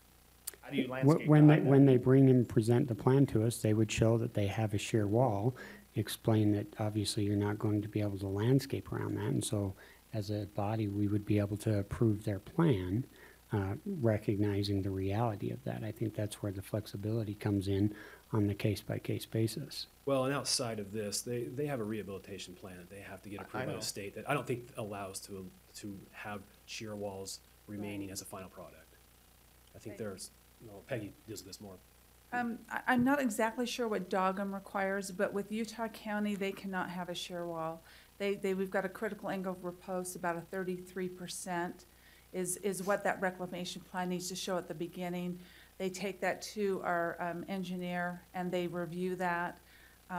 Obviously, if they go past that, there is no way to rehabilitate that unless you expand You your might want to pit check and do this pit something. because I'm pretty certain that it allows for a shear face of some sort. What, on- the Kilgore pit? Yes. Oh, and that may be the Division of Oil, Gas and Mining and their regulations, but if it's a county, if it's just alluvial material that we're looking at the reclamation plan, then we do not allow that. So Division of Oil, Gas and Mining may have those allowances. Oh, Hold on, Julie. sorry, I have to rule that out of order because we're. And I guess to we're get in back this. to that question, people say, well, why am I gonna, we can't screen a mountain. And the way it's worded is you're only screening adjacent to private property and right-of-ways, I believe, is the intent. And the intent was, if it's uphill from the mountain and it's public lands, then you're not required You're to not put the required. landscaping or screening there. I think How that's tall, how thick? operation plan. How much water do we want to put into That's a challenge. landscaping? That's a challenge to rather codify this not for put every any into situation that. up front. And so the idea was to say, listen, here's the intent, come to an operation plan, this is what you're supposed to try and accomplish with this, and present how you're gonna do that, what type of vegetation you're gonna use, and then the county commission would say, that seems to meet the intent of the ordinance. So the county commission has to determine that? Well, as part of the plan of operation, I that's. mean, plan of you're, operation. I just want to make sure, you're asking me to determine what kind of plant needs to be out front to. How much dust a pine needle holds? You ready for that meeting? I'm just, I think the intent is the applicant is to provide the information, and then if you feel that meets the requirements of the ordinance that's been adopted, then you would approve their operation plan. The county commission would approve it, and So- that's how. They're bringing the proposal to us and saying, look, here's how we're proposing to do this. And to me, it ties back to the argument that was made that can we look at these more on a case-by-case basis? And what we do with this verbiage is we allow just that. We allow it to be evaluated when a new proposal comes in. They're going to present a plan to us when it's within this area, and we're going to say, yeah, that makes sense. You're working within the spirit of this. You're actually doing the things that have been expected of a good neighbor, and/or we need to make tweaks here or there, and then we can approve their plan. And once that's approved, then we have the authority through enforcement to hold them to the plan that they brought to us and that we approved. yeah, so I'm trying to eliminate speculation or favoritisms. Not just now, but in the future too. Right, and that's a So what critical happens component. if a commission says 3-foot-high pine trees around the perimeter or scrub oak is sufficient? And then that's in place, and then another, and it's agreed to. I'm just throwing it out there. Or scrub oak is sufficient for this barrier. And then a couple of years later, or 10 years later, new commission's in place, and there's another pit that comes before and says, well, I want the 3-foot-high scrub oak and pine trees because That's what they got. that's what they got. And then the commission says, no, in this case, I want willow trees, and I want it 20 foot thick, and I want grass all the way down to the roadside. Where do we go from there? I understand that, and I guess the hope would be if 3-foot pine trees are working, then the county commission would see, that's consistent, and I think that would work. If they're not, say, we've had evidence that this isn't working, maybe we need to change something. Landscaping is probably, of all these, is the most difficult. It was the most difficult to try and contemplate how to codify this up front. Yeah. Truthfully, it's the first thing that'll be stricken out up on the new election. Because if we want to talk what will really happen, all these people with all this money, because they have tons of it, they'll back a candidate, they'll get in, and they'll make sure they get that vote. That's what happens. It's what happens at the federal level. It's what happens. So I guess it goes back to what's the intent? Is the intent of this for screening? Is this the most effective way? Is the intent for this to help contain dust? Is this the most effective way? Yeah, Maybe so approach it that way. So what is it? Is it dust containment or is it screening? Again, I think this was recommended to be included. You know, Commissioner Ivey may speak to Right. the intent of it, but The- we try to capture both. Again, here, the intent is as I looked through other counties and other entities, both in the state and out of the state that had enacted these, this had been found as an effective way to mitigate fugitive dust and try and offer some type of containment and a physical barrier between the two. So we've got data on this then? So, We've got data on this? We don't have it as far as. Have other our areas staff. that have used, You know, used this as? Yeah, as a- I think the one example that comes to my mind is anytime you drive up to Heber City and you look at the pit that's on the right side of the highway. I think they have a very effective means of of a barrier with landscaping. And so can it work? It appears to, but there's I'm other not- examples that. and I've seen that one. And what I've seen is I've seen their barrier. I have not seen their pit. Exactly. So that's the screen you're talking about. That's a visual screen. I'm talking about dust screening though. Do we have data on that says, yes, that 10% fugitive dust comes over has actually been knocked down to 5 or 4 because of that? We don't have data. We asked the state, Jay Morris, in one of our meetings, as far as what their experience has been with the effectiveness of landscaping as it relates to air quality. And I didn't write down his exact response, and I'd rely on him, but if I recall, it seemed like that its effect on that would be minimal on the dust containment. Now, obviously, the effect for a screen it probably could have more of an impact, but relative to air quality, we don't have any data, and we had some response from the Division of Air Quality. So I'll just throw this out there. My concerns, one, I mean, there's things in here I don't have any problem with. Some of them, when we're talking about water and water quality, if it goes off one property and goes into another and we have contaminations in there, that's a problem. We have to deal with that. If we have air quality issues, that has to be, dealt with as well. Site issues onto somebody else's property, that's it. Just because you don't like the color of your neighbor's house,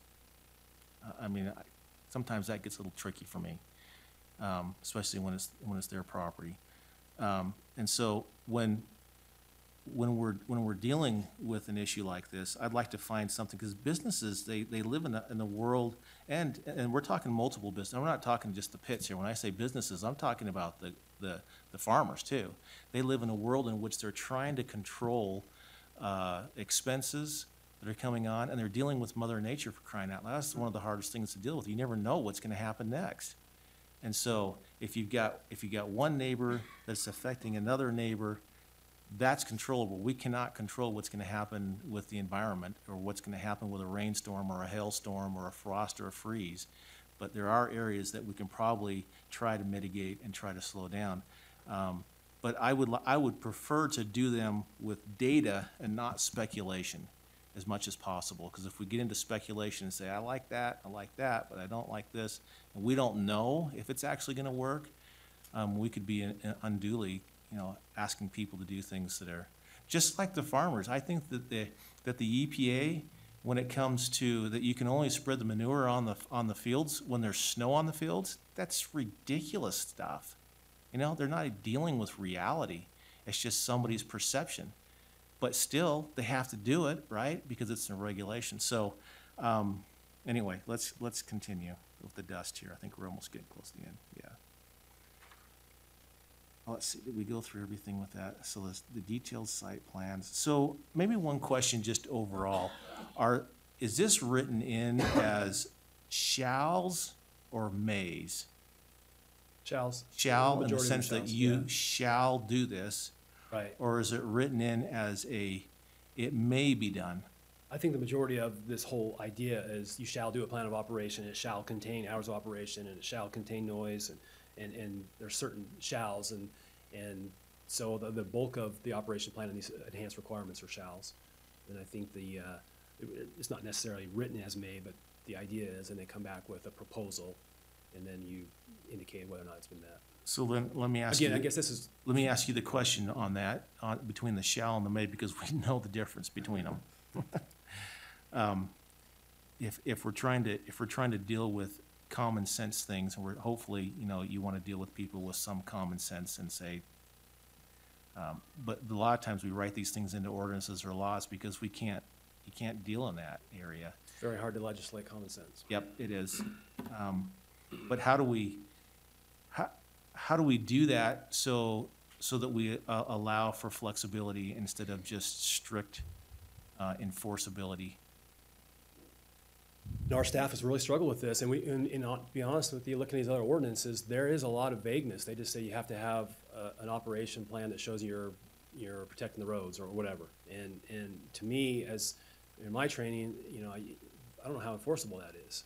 And so what we've tried to come up with this plan of operation is, okay, here's the shall mandated requirements of the operation plan, and then the flexibility is built into the applicant showing how they're going to meet that.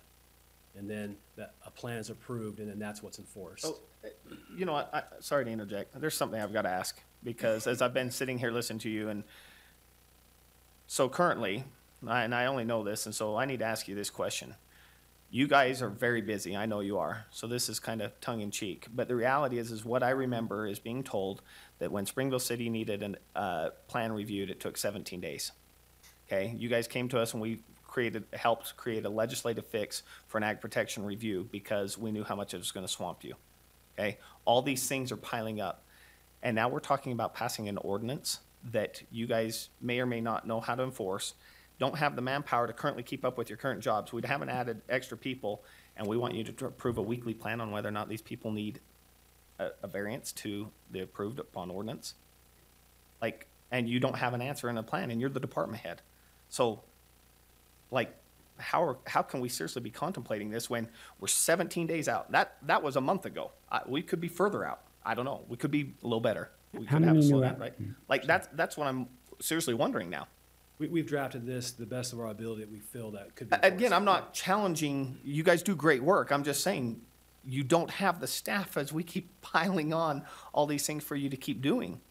So. Enforcement is always a challenge, and any new regulation is going to potentially add enforcement, and so yeah, that's going to be a challenge. How many of these would you anticipate annually? I have to rely on Peggy. I would say less than 6, so 2 or 3. No. That's not even close to true. Every time you get, if we keep the hours of operation, you're going to get multiple weekly. Multiple. I guess my answer was related to a new operation that has to come through this process. Right. This would be a new operation that would come through the process, and when they submit their plan, it would be approved. They would have that in their hours of operation as their part of their plan that we would approve. Yeah. And so it would be a one-time deal. It's not like we're going to have to approve these weekly. It's going to be the 1, 2, 3 that we get annually, potentially. And I guess the X factor. But a new pit's not going to only have one client. That's what I mean. So, Craig, it's a one-time. When they make their application, and if they fall within the zone, they bring their proposal in, and we approve an exemption in the hours of operation in that plan. It's done. They don't have to come back with every new client because we've approved the plan of operation. The X factor, the way it's written, is if they want to come back to the zoning administrator for an emergency operation. We just don't know how often that would be. It would be an emergency operation, but if it's built into their plan initially with the anticipation that we're going to consistently be delivering pavement or concrete, then when they make their initial plan submittal to the commission, they're going to include that in there, and we're going to evaluate it and make the decision. I think what you're saying is that the 7 a.m. to 7 p.m. is preferred, but the plan could come But out. the and plan it- could come out The and plan it could- could come out, and it could actually be from 6 AM to 9 PM, Yep. and that would be the agreed upon. And that would be the agreed upon accepted plan by the commission. And to me, again, that's where we're trying to give guideline, but we're allowing us to use common sense in a case-by-case But manner. the fallacy in that is the fact that if any resident out there calls the county, I always hear, you guys are never at your office. And it's not true. We're busy from 8 to 5, for the most part. The majority of employees are. But the reality is an emergency happens. Lehigh is about to experience I-15 construction again, right? So let's say this ordinance is on a new pit, and the reality is something happens at Staker Parson, and all of a sudden Dave gets a call at 8 o'clock because they have to pour X amount of concrete in that time period, right? That's an emergency. Is your cell phone being given to them, and are you gonna make an immediate judgment on that? No. But that's what an emergency is. An emergency isn't the 8 to 5 day-to-day operations. And we haven't even contemplated a plan on how that happens. And I'm here to tell you, that happens. Trucks break down, a plant may not be working, whatever. And so they have to go to backup. And so that's my point. We don't know what we're gonna do. We're doing this to, well, I mean, we don't have a plan.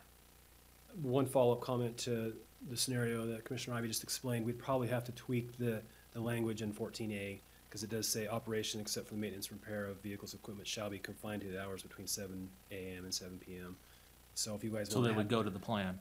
Yeah, so, but it says that it's gotta be, it can't be before or after those hours, and so if we want to build in some more flexibility, we'd probably need to change that or change the wording, saying It would comply with, flexible, but it This can't be is- any earlier than picking an unless it was in absolute. the plan.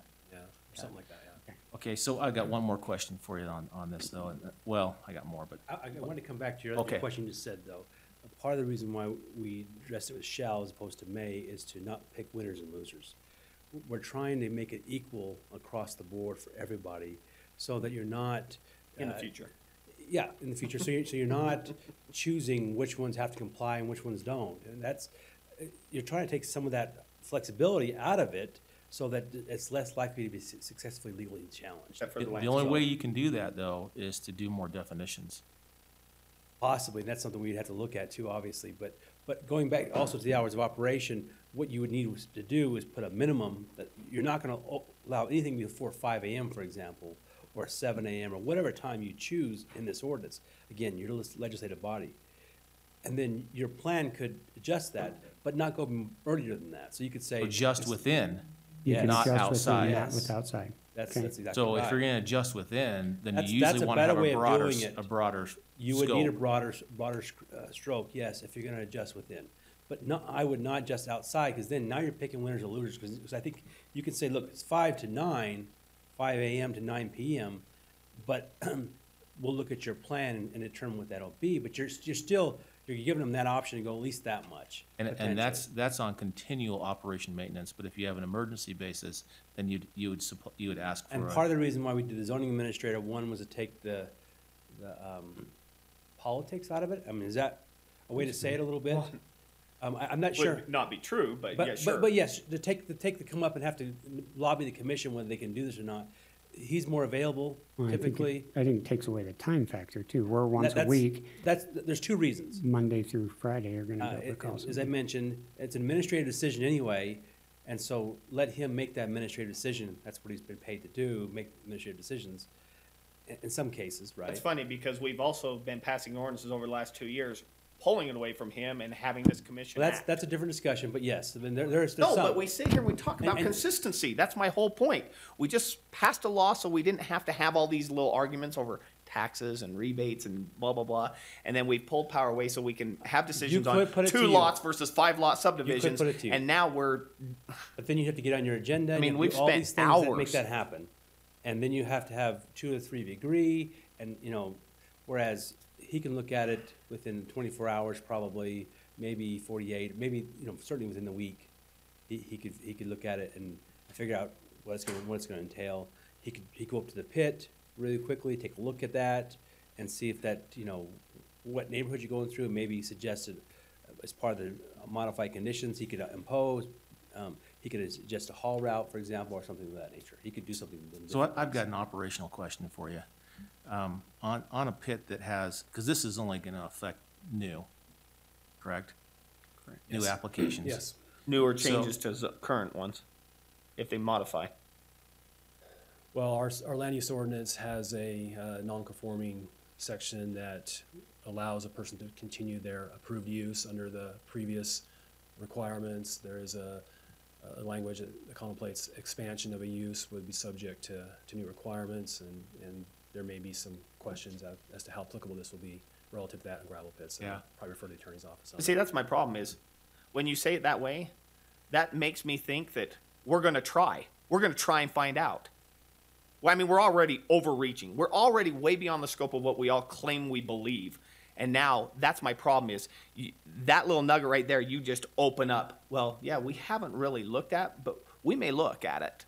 Because the attorneys, I mean, we haven't got enough lawsuits going on. Let's add 3 more. Well, that's something that we look at on any type of ordinance. I mean, we look at, if this is the ideal you want going forward, then the assumption is that's gonna be when we get new operations. And then you deal with existing operations as the situations warrant and applicable laws that may be, or may not be applicable. Is it possible, though, to have, and I know it is, but there's a pit that falls underneath the old way, and they're gonna expand or do something new to the north, south, east, west, and now they fall underneath this new ordinance, and I can see the business looking at it and saying, well, we ship out of this pit, although we're doing operations over here within this period of time, but we can go at any time out of this neighboring pit and take the material out and run on the roads. And so, I mean, businesses they're gonna work within the boundaries that are set, and so they won't let anything go out of their operations going down that path if they have one on the side over here. It'll all come through the other pit so that they can run anyway. And then all of Utah County residents have an increase in all costs because all that product is coming here. That's possible, right? Yeah, you're never gonna be able to contemplate all situations and what type of operations that people may be able to come up with to be creative to get around something, and just like Wait, most ordinances are response. That inherently makes it bad policy. That's my point. If we're talking about safety, right, then let's talk about safety. But they're already regulated on air quality. Like I say, if we want to buy monitors to help prove, great. Let's have that conversation, right? I'll set aside budget. I'll tell you right now, I'll go plan an air monitor there all the time. But the problem is when the residents see if it all comes back, or if the commission sees that it's not in compliance, what then, right? What can we do? Nothing, because those 7 pits already have rules. That's my problem here, is we're passing an ordinance that doesn't fix any of the problems that these people are talking about. Not one. So let's go with dust containment. Interior roads within the operation shall be regularly dampened with water, and any access roads from a paved public road to the boundaries of the bonded boundary of the mine or the pit shall be paved and shall include a washout station for the purpose of cleaning mud and debris from the vehicles leaving the unpaved interior roads as specified in the submitted operation plan to help mitigate the effects of the dust on existing dwellings and areas of active agricultural production. All graded or distributed surfaces of active excavating or fill shall be regularly dampened with water, and it continues, with that. So, There's been several versions of that. The original version had all interior roads being paved. That was a requirement of previous ordinances way back when. That in response to some of the concerns of the operators, we took a look at We learned why that's a bad idea. water in them and having a wash. But then if you have pavement and they get some dirt on their wheels and then it tracks out, and so you're trying to solve the issues. We've had mag chloride as an option, but that seems to not solve the tracking out on the roads, and so. so this what do they do is the now? result. I mean, what do they require? What does the state require? Peggy may, she's visit these regularly. I don't know if the state gets into, They probably don't do too much as long as you don't have that fugitive dust. that right, I comes think with they their- look at the result. So rather they're than- trying to enforce it on a side of if you have fugitive dust that leaves the property at more Right. than, I think it's 10%, Kind of right? more kind of in the air situation, Yeah. right. Then if that's the case, then you need to do something to contain it. Right. It sounds like dampening the roads with water seems to So we want it. exist. See, the other problem is when you take water, right? So they have to pump from a well on site, right? Or water truck. Okay, they're all pumping from wells on site except for one, and that may be fixed here shortly anyway. So the problem is the commission gets a report last year. We know with the expanding growth, we know of the traffic issues, and we know of the water issues. Problem in this county is we know that we're going to run out of water if you believe everybody by 2050. Well, why would we believe everybody? Because on all the population things, they've been wrong. It's faster. So if we're going to run out of water faster, 66% of all of our culinary drinkable water, this well water that's drinkable, is dumped into our land, our landscape, and we want to pass landscape ordinance, and not being consumed for drinking. And then we're going to require this? That's a problem. We're hurting our own future also by taking away potable, drinkable, potential water. Then you haven't paved them, like we said before, you know, it's. Yeah, but then that's- we, there's a concern with we that too, went so- and learned why you don't pave. Sure. We saw the difference. I stood there for half hour and watched truck after truck after truck after truck go on a non-paved road. I'm here to tell you, there wasn't dust. There wasn't, Because they water it. because they watered. But again, where did they get their water from? A well. Right? There's a subdivision going in a half mile from them. Those residents, we hope that we're drilling a well 400 feet, but we're all taking a lot of leaps of faith that these don't tie in here and there. And Again, you're looking at what the purpose of this is to contain dust, and so what's the best option then? You know, in that situation, I guess is with the approach you're looking at and trying to maybe find one that's halfway, or maybe there's something else that would save water and not require them to pave, you know? I'm not matte looking at a way chloride to or- contain dust because I believe that it's already regulated. Sure, I I guess just that's think, what they I do, just yeah. think we need to help in the enforcement.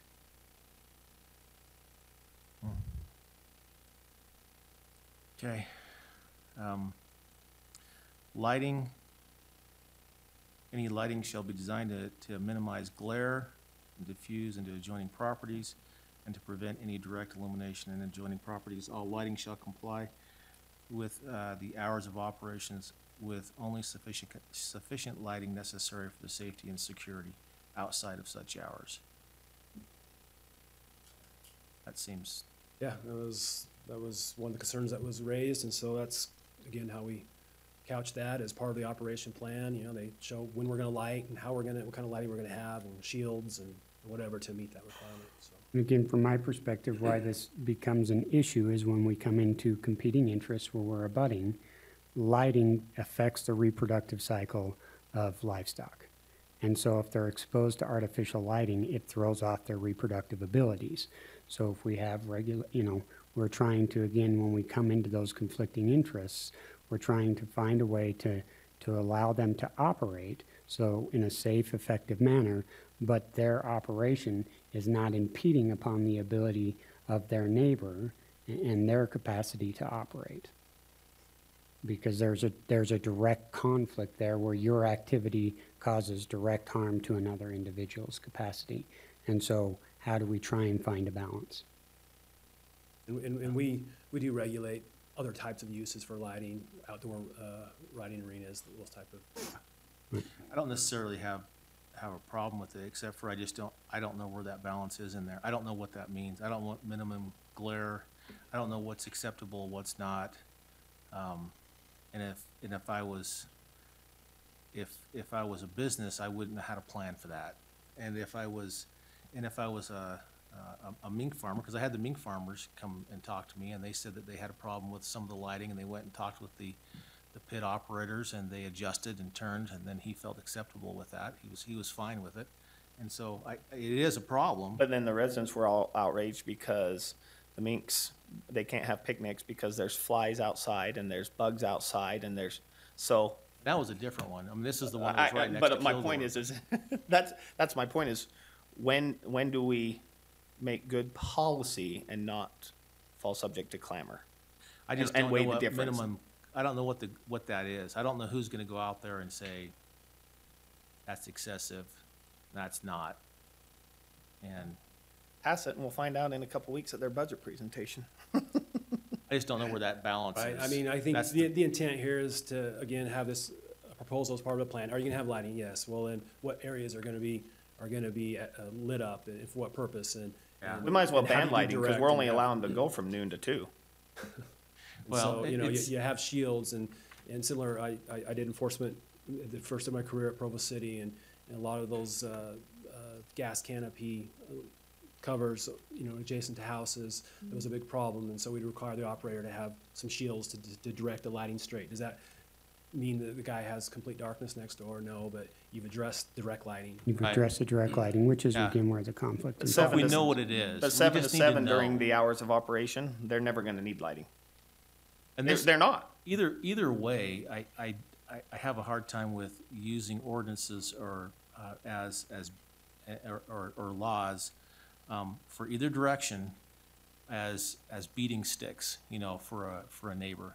And so they should be correct boundary layers, so they can say, no, you're stepping over this line. But they shouldn't be used as if it's subjective to where they get somebody that agrees with them on it, and they go up and say, according to this, it's subjective, and I've got this guy here who agrees with me, and so we're gonna shut down your operation. Sure, because I of guess it." if that's the route we go, then you establish a lumen or whatever the measuring We'd have an is, lumen. and have our staff go out at night maybe, you know, I mean, there's some challenges Yeah. with that, and so.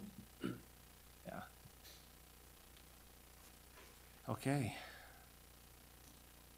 Well, we worked through that, worked through that.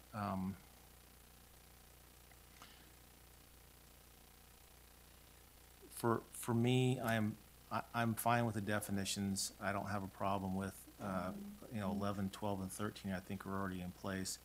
I do have some problems with 14, as I think it needs Right. some It needs- some It needs some quantitative. some work, I think, I in there. I would don't know not where, disagree with that. I don't know where to go. I don't personally think that we could, touch the wrong screen. I don't feel comfortable in working out 14 necessarily, right here, unless we want to go through it line by line and talk about it. Well, I think as we go through that line by line, and again, this is where it gets clunky for us, Yeah. trying to create legislation, is that it's very hard, we have to have these in the open public meeting. Right. And so it gets very hard to bounce things around and work through that in a timely manner. Well, I think we should do it right here if we're gonna, Well, if I'm we're- not, if we're- I'm saying I'm not saying we shouldn't do it here, I'm saying in a timely manner. I mean, if we're When gonna the eliminate free business and free enterprise and limit what that means now in this county, and we're not gonna Nobody be is trying pro-business, to that's exactly eliminate what this free does. enterprise. No, it doesn't, They Greg. told us. We're- They told us when we went out we there are this would hamper trying their to- business. Yeah, and you know what, and the flip side of that, Greg, is I could say they're destroying agriculture. Sure. And I kinda like to eat. Okay, I'm trying to find a reasonable balance here. Well, then I don't know why we're not making overall change to the county in mining and grazing, and we're not just talking about one area. If we're trying to affect change for the county, we're county commissioners. We're not a 15-mile radius commissioners. That's part of my problem here is we have to think broader. It is not, I know that I that don't area. think any of us have not thought broader on this, Greg. This affects the whole entire county. That's, to me, why this is horrible policy, because you can mark this day as the day that all of our prices in construction, you can date it back to this kind of ordinance, will have a direct impact, especially as the housing market, the last two reports have showed a decline.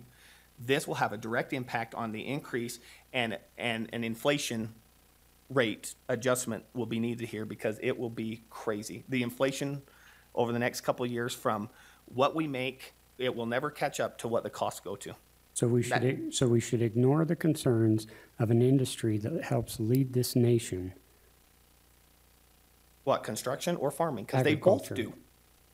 do. That's why I'm saying there's a conflict here, and so we have to try and find a way to mitigate through it to the best of our ability, and that's a working legislative process. It takes time. It But takes again, construction. if we're gonna limit one to hours of operation, why aren't we talking about both? Again, if we're gonna limit one, we have to limit all. If we need to be consistent and treat everybody equally, we can't say, oh, well, you're farmers because you produce meat and cheese. It's more important than the stability of my concrete foundation.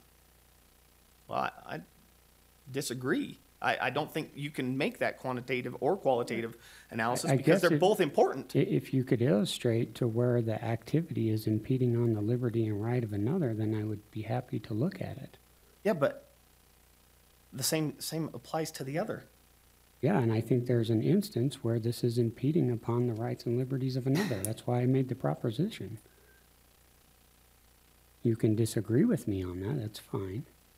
But if you can come up with a quantitative way. I just think that the problem cutting with my this one alfalfa is inhibiting another person's ability to produce and make a living, then I'll happily look at potentially having to I just do have always something. lived my life by the principle that if 100 people are in a room and 99 of them are doing it right and one does it wrong, you don't change the rules for the one. That's how the problem. For me, the big issue when I was a teenager, I got offended that they eliminated prayer at my graduation. That was about when I was graduating. And I got mad because they always said, well, there's 1 or 2 kids that don't want to pray at school. Well, great, 1 or 2. Again, one pit is the complaint against all the others, and we're trying to do the same thing. That's why this is so important to me, because to me, this is the last stand of where you have the ability to say, okay, you know what, we are a country where everybody's rights are protected. No one's rights outweigh another person's rights, but at the same time, we are letting one pit that, by the way, doesn't have documented violations, not documented violations. We have public emotional clamor violations, and now we're trying to make policy. That is just never going to be all right with me. That is, to me, that is not what I stand for as a Republican, as a member of society. Like, I just will never get on board with that. I just will never see that. And to me, where this has been sectioned out and is all about one pit, for me, it's very easy because it's not about safety. We haven't talked about widening roads. We've never once sat down with Richard and said, God, all these people for 2 years have been complaining. Why don't we, instead of a 24-foot paved service, why don't we go to 60 and let's mark it? This is a truck lane and this is the roads of travel. We could. My gosh, the commission could set aside the budget. My gosh, we've got $30 million in reserves. We could pave that road tomorrow. But we've never had that discussion. Instead, we want to impact potentially all of our county, all of the industry it affects. Again, on roads, our farmers still drive on roads, okay? On these same roads, we don't make them bond. We do not make them bond to drive their farm equipment on the roads and put potholes. By nature, the weight of their equipment has to also do damage. Not only that, they're not even full paying members of society for property taxes because we give them greenbelt. They pay like $5 an acre. So, well, it feels like it, because it's not near the same. And so that's part of my problem here is we're trying to even more and more regulate and punish and protect a group that's already so protected and punish a group that's already way regulated. And we always sit here and say, as Republicans, we hate regulation, government regulation. We're doing the same dang thing. We are passing more regulation. Anytime you add to a law and you don't remove it, you are creating regulation, period. There is no other way to define that. That's the problem I have. We all swore up one side and down another. I wish they would never do that at the state legislature. Why do they not talk about getting laws? And we would champion them for doing it. And we're doing the same thing. Hey, because Bryce, one, do we the applications right now that come in, do we approve the applications, operation plan right now? The county commission? Yeah. No. Okay. No, they're administrative. Yeah. I guess the only one scenario is the critical environment zone, there are conditional uses there, so they go to the Board of Adjustment.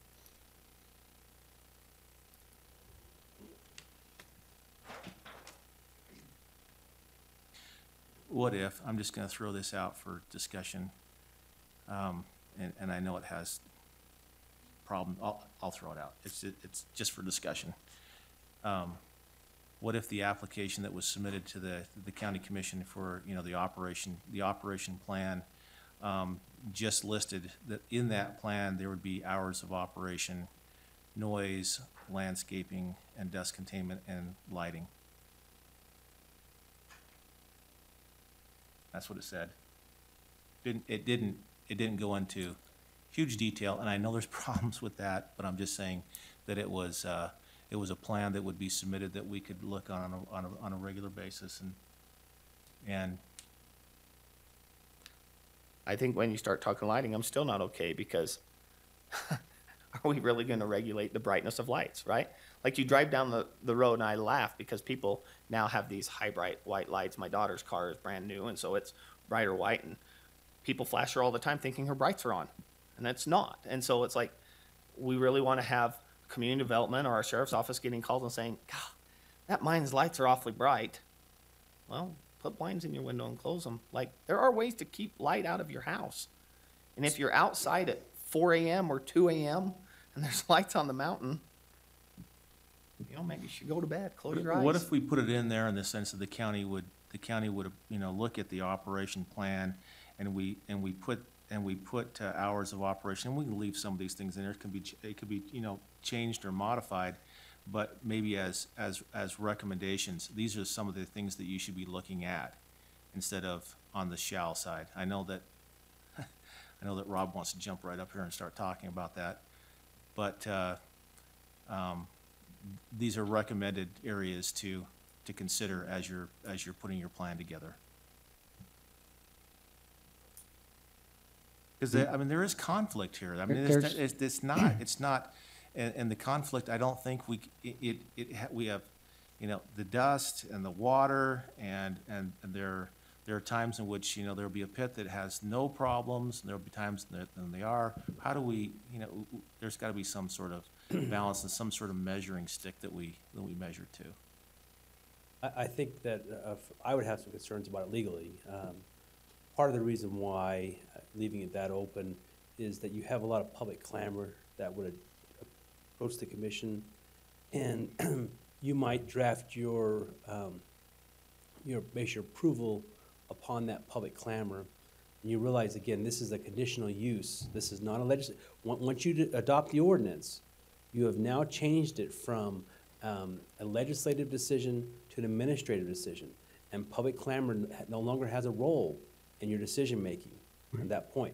But it's hard, it's very hard for any official, any board member who gets up and say, up there, to essentially divorce those things, the clamor of the public versus what should I be looking at?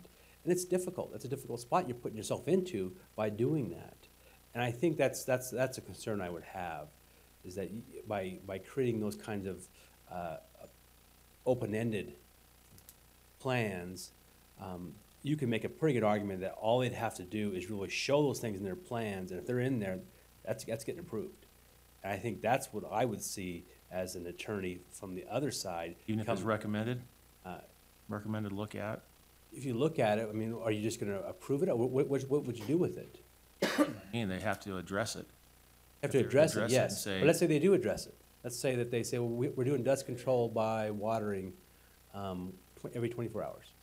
And so we've addressed it. But that's what we already have in there now.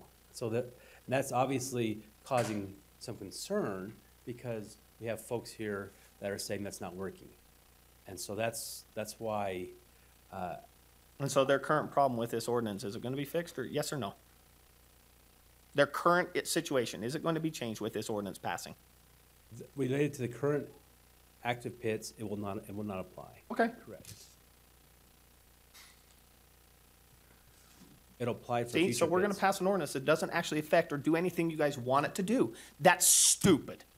Well, and I'm not here to debate whether that's your decision. By the way, I need to clarify a misstatement I made, just for fact checkers. Box Elder is only 3 times the amount of tax that we are per resident. But I would assume businesses want to be good partners too. For the most part, let's just put it that way. They want to be good partners too. So we pass something like this, or whatever form it's in. We can always, you know, take it to the pits and say, look at this, see if you know, how can you change or modify if needed and necessary. Maybe they don't. And so it may not affect them directly now, but I would think that they would want to try to conform if they can, if it makes sense to them. If they're not. It makes financial sense. But see, that's why, to me, this is premature, because I know that process has actually already started. I know that gravel pit owners, the 6 that aren't being complained about, have reached out to Kilgore, and I've talked to Kilgore after I talked to the residents, the group representing some from West Mountain, and I talked to them. They are going to meet. They want to be a good neighbor, but they express some of the same concerns. Again, how do you have a conversation when you get accused of killing people? You can't, because the emotion level is so high, you can't ever bring it down for conversation. And I think that is part of the problem. So, and I expressed all the concerns, everything I've talked about with them. Everything I committed to that group I was going to tell them, I told them, and more. And so to me, there are works without legislative actions in trying to see what they're doing, right? And helping figure out what the real issues are. Because for all we know, it may not always be their trucks. It may. I don't know. I'm just saying there are other fixes than slapping a regulation on people and creating an ordinance, because, I should do the math real quick. I think 6 into 7 is 84%. 84% are great neighbors, not good neighbors, great neighbors to the fruit growers, to the farmers, to everybody. And we want to pass a regulation for 16%. Again, see, I'm still offended that we didn't have a prayer at my graduation because 2 kids complained to the school district. Yeah, and It's the same analogy to me. this is a legislature's issue. By the way, let me address one quick thing. I don't mean it's going to take it off a little bit, but we have done an evaluation of what it would cost to bring that road up. Richard has that. I actually talked at the very beginning of the meeting with him about that. It's about $3 million. And there's some issues there too, because a lot of properties along that area may be in ag protection, which means, yeah, that's 12,000 south too. But it's not. But there's a difference. That's part of a problem. I mean, there's a discussion, but it is very expensive. But if the farmers and residents there are serious about a safety fix on the road, the ag protection to me is not a hurdle. My guess is we can sit down with them, figure out a way That may to be the case. get 6 feet here for whatever, right? Like, just because it's in ag protection doesn't mean we can't talk about potentially widening the road with the residents, because if that's an option, that needs to be explored. We widen It's roads always an all the option, time. right? So, but it's a not cheap option. It will cost money, and there is part of that it would take to obtain property. Hey, but again, if it's truly safety, right? I don't mean to get us off on a tangent. I just want to tell you that has been at least looked at in the past. We've done some work on that, from former commissioners. Obviously, if you do that for one area, there may be others than Lehigh. I'd rather others spend who $3 go like million this. widening that road than the $6 million taking from Elk Ridge Drive to the new connector. To me, that's a waste of money. So I'd much rather spend $3 million fixing that road. So you're talking about the UDOT road? No, we're talking No, about the a county different road that the trucks are coming up. And this The Richards discussion parents probably, live on, if we I can have remember a right. discussion another time, That really. your parents actually live on, if I remember right, because I've seen the map that we looked Those at two in one time. Orchard too, so. Okay, so we're talking about 2 different roads. There was some discussion from some of the residents about 12,000 south that comes out of the Kegley pit. That's the one that we've looked at costs on. That's a county road, 12,000 south. We have not looked at costs on 7,300 that comes out of the Kilgore pit through the Benjamin area. That's a state road. So we haven't, just so you know which ones we're looking at, so. Right. Yeah, we don't, But we it's could. not our control. State road's not our control.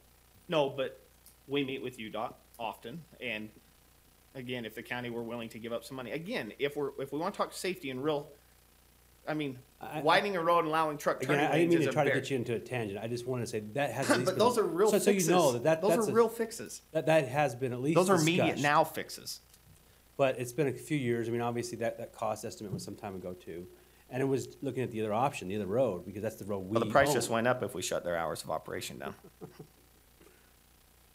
Anyway, did you have any questions for me? Nope. Okay. So what if, I'll just put this out there, look at number 14 with me. In addition to the requirements listed above, which is the 11, 12, and 13, any operation or portion of the operation located within, and if we pull that back to half mile of an existing dwelling or existing area of agricultural protection. And this is where it gets a little tricky. So it says shall meet the requirements listed below. What if those words were put into shall shall put into their I could- plan. I could help you possibly there. Shall submit a plan to address hours of operation, noise, landscaping, dust containment, and light pollution or lighting. Okay, and so let's stay with that, and then it says, for the purposes of determining the half-mile again distance, they have that in place. And it says, some of the requirements listed below may be addressed through an approved SWIP, and I think, you know, that's already, that's already kind of in process right now. That's in the process right now. The application shall submit an operational plan, which shall be approved by the county commission, which addresses the following, and then we have the following. I would be perfectly fine with that. That way, it's, Bryce has got a comment on it. I just want to make sure that I understand that the following would just be hours of operation, noise, like listing those with no narrative after it. Let's say that one more time, because hours of operation, noise, landscaping, dust containment, and lighting. Right, that's it, just those words, period. Yes. Okay. Sorry, let me clarify as I could, if I could, please. So that would also mean, just so you know, our staff would look at it and say, if you provide that plan and includes those things, you have met the requirements. Yep. Automatically. I mean, that's essentially what we'll be doing. If you have addressed noise in your operation plan, you've met that requirement. We haven't set a standard for it. We do the similar thing. We've done, in years past, we did something similar with regulated, Wait, what's that word again? not regulated, but youth centers, et cetera. I'm trying to think of the word, actually. We used to, residential treatment centers. We used to do that residential treatment center. We would actually say, you had to have a plan of operation, and you had to address these issues in the plan, and we just look for those that they had been addressed. Yeah, 'cause We don't you- actually determine what those are. See, that's why it's so hard to continue to create new regulations, because you can't ever think of everybody else, and then you have to keep adding on to them I'm and just adding telling you, on to we've them. done some of that in the past, but from the staff's standpoint, what they're gonna do is they're gonna look at it and say, does it include those things? And if it does, it meets the requirement. So you would recommend right? that we put something in there in the way of what they look Excuse me, at? if the county commission is gonna approve, that's what you're looking for, really, it meets those requirements. So if they put hours of operation of 24 hours, they've addressed those requirements. That's right. Right. And because it says shall, we don't actually get to vote. It's one of those things that we tried to eliminate 2 weeks ago, and we Really did. just saying And so it's coming you have back to and have we're a forced to plan. vote. Yeah. And I'm not I'm just letting you know what practically that means for us as we look at So what do it. you want to do? You want to change the applicant shall submit an operation plan which may be approved by the county commission? Well, that's a little Yeah, troublesome. congratulations, you met federal, you met state, but these three guys, Would it be possible just to put in that addresses potential negative impacts related to the following issues, hours of operation, noise? I mean, somehow say, well, the point is that you're going to identify and address any potential negative impacts, so there's a purpose behind those. Yes, now run through that, because I wasn't quite following all the way through. Negative impacts. Well, whatever So- wording you guys Yeah. are agreeing to, and you say the county commission, the applicant shall submit an operation plan which addresses potential negative impacts related to the following items, which shall be approved by the county commission, or something to that effect. So you're identifying those items within the plan of operation. The purpose of those are to mitigate potential negative impacts on existing proposed, or existing single-family dwellings and ag operations. Oh, I see. So there can be a discussion on how it potentially can negatively impact. And my suggestion would be that today that you consider continuing this for another week, and No. we could draft what you're asking I'm gonna, and put that together. if they continued, I will repeat everything I said today again. The point is, making decisions on the fly, sometime like this, Well, and that was that's my difficult. concern. My That's concern is difficult. that, but I, And I want to come back to the comment I was trying to address earlier. Part of the cumbersome part of us trying to get through legislation is, unlike the legislators who have the opportunity to have these public meetings every day and meet, we get to have these public meetings once a week, which makes it Yeah. drug out. That was my point there, where I personally get a little frustrated because I want it to be, it needs to be, it has to be an open public process where the public can come and give input, where the vested parties can give testimony so that legislatively we're informed to make good decisions. But it gets cumbersome because it does take time. Sure. Because unlike the state legislature that can meet every day, we meet, and they can actually talk one with another Right. without don't having know. a quorum. The problem is- And so they can work through these type of things to find the right answers a little quicker and less cumbersome than we can. That was my point there. The, Yeah, the 'cause only we- part we of can that say, statement, yeah, I though, that I agree or I don't disagree agree right with here. was that we talk about and letting all interested parties come in. Okay, the gravel pit operators have all come in. They all tell us this is a bad idea. They work in this industry, and we're thumbing our nose at them, saying, "We know more than you." I haven't thumbed my nose at him, Greg. I've actually made significant changes to what this originally was, and before it even hit out, I'd send an email out to gravel pit owners for their input. So I would take a little bit of offense at saying I'd thumb my nose at someone when we're actively amending a proposal. But if they're all telling us that these things aren't good and that it will drive up costs, and again, And I've got another group saying they are good, and my job's to find what's right. so. I'm trying to listen to both sides on this. I don't think you are. Wow, really? I'm not, but you're making an ordinance for your neighborhood? It's not from my neighborhood, Greg. Okay. This is an It's ordinance. okay. I'm against it. You two do whatever you want. Are we ready for a motion? I would like to, I'd like to see it possibly continue for 1 week. I think that we've made progress on it, and there's some verbiage that needs to continue to be cleaned up. Is that, you gonna make that So I motion? would be happy to move to continue this item for 1 week. Any second? No. Okay, I will. I will never second or participate in a violation of what I believe our constitutional duties are. Okay, I will suspend the rules so I can second, and I will second that. All in favor of continuing this for 1 week, say aye. Aye. Aye. That passes 2-0. Well, I still get a chance to Oh, vote oh, in the sorry, negative. I'm sorry. That would be a very affirmative no. Okay, any opposed? I get into this rut. Still passes. It still passes, 2-0. Just a clarification, do you want staff to go ahead and revise a proposal that would include what was discussed now? I would recommend that you visit now, as soon as we walk out of this meeting, you're gonna have to visit with us individually. Okay. I would visit with us individually and then write something No up. need to meet with me, period. Okay, be happy to do that. I do have a court hearing. I'll save you the time. Pretty quick, so I won't be able to do it right You're not away. gonna go to the next one? I'll be here for the next couple, but then I do have to Okay. move out for court, so. All right. Well, we're now gonna move into, item number 14 and 15. 13 and 14.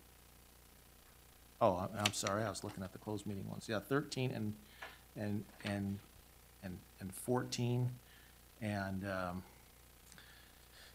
I know we've talked through this quite a bit. Is there, this, if I can explain this is to take action to refer it back to the Utah County Planning Commission. It is not to take action on the item itself. It is just to refer it back to the commission. I know I've received emails both ways, actually, both stating that they wanted me to take action on it. This is not an action item for us in the sense that we are passing or denying. This is where we refer it back to the planning commission or not. And if we did refer it, then they would look at it and they would give us a recommendation back to the And county it would commission. start the process for no additional pits. It would change. That starts the process, right? Yeah, so it's, so that's what we're doing with 13 and 14. And so I just wanted to clarify that so that in the sense of time. Now, are there individuals who want to speak on the item of us referring it or not to the commission? Or maybe I could ask this question. How many people are here that would like us to refer it just for reference purposes? So 1, 2, 3, 4. Well, we won't let you 6, speak for 7. them all, but I know I received emails from all. So I see seven hands. and I know there are others. And those who would not like us, oh,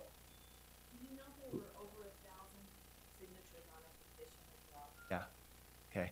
And how many here would prefer that we do not send this as a recommendation or refer back to the Utah County Planning Commission? Okay, very good. So maybe with that, if I could just suggest, I know it's been said, this is our meeting and we can control our meeting, but we really want the public to feel like they're a part of the meeting as well, for suggestions at all or comments. So I'm not trying to damper that, but with the fact that it seems like there were 7, and there are others, and there are some on the other side too, probably that don't want to.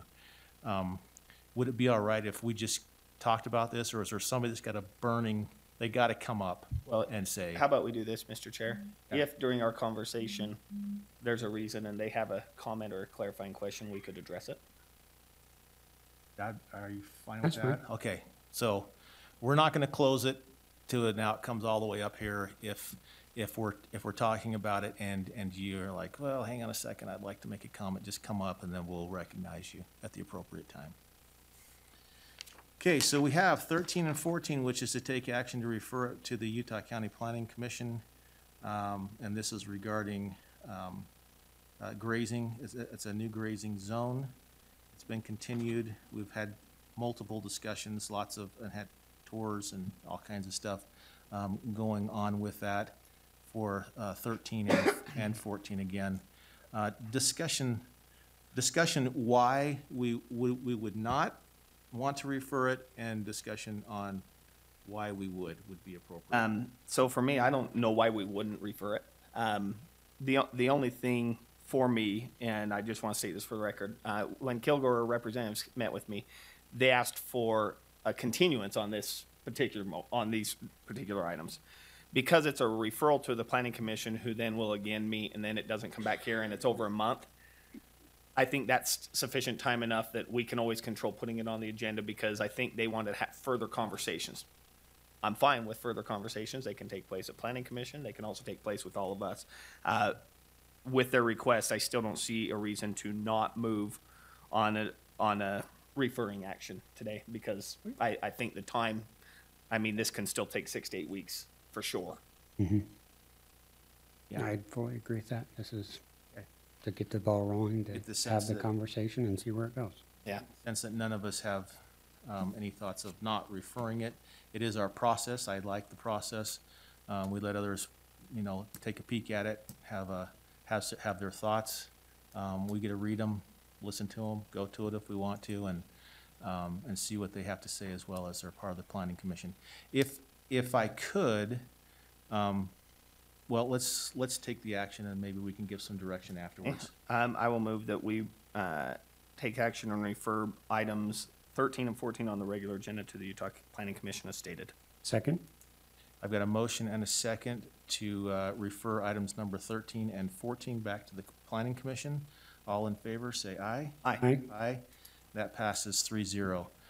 Here's our opportunity maybe to give some direction to the planning commission. And Bryce is here to write these down and take them back. I would like to see the planning commission as they go down through this to be deliberate enough with it that they're, one, dealing with data as much as possible, data that we have or gathering data, and looking at what a planning commission can do is actually not just vote up and down on the issues, but actually start doing some planning of what it means and what's the impact and where the boundaries are. Boundaries in the sense of what can be done, what shouldn't be done, what are the extremes, and where is the proper placement? Because all of us can drive it to an extreme and say that's too far.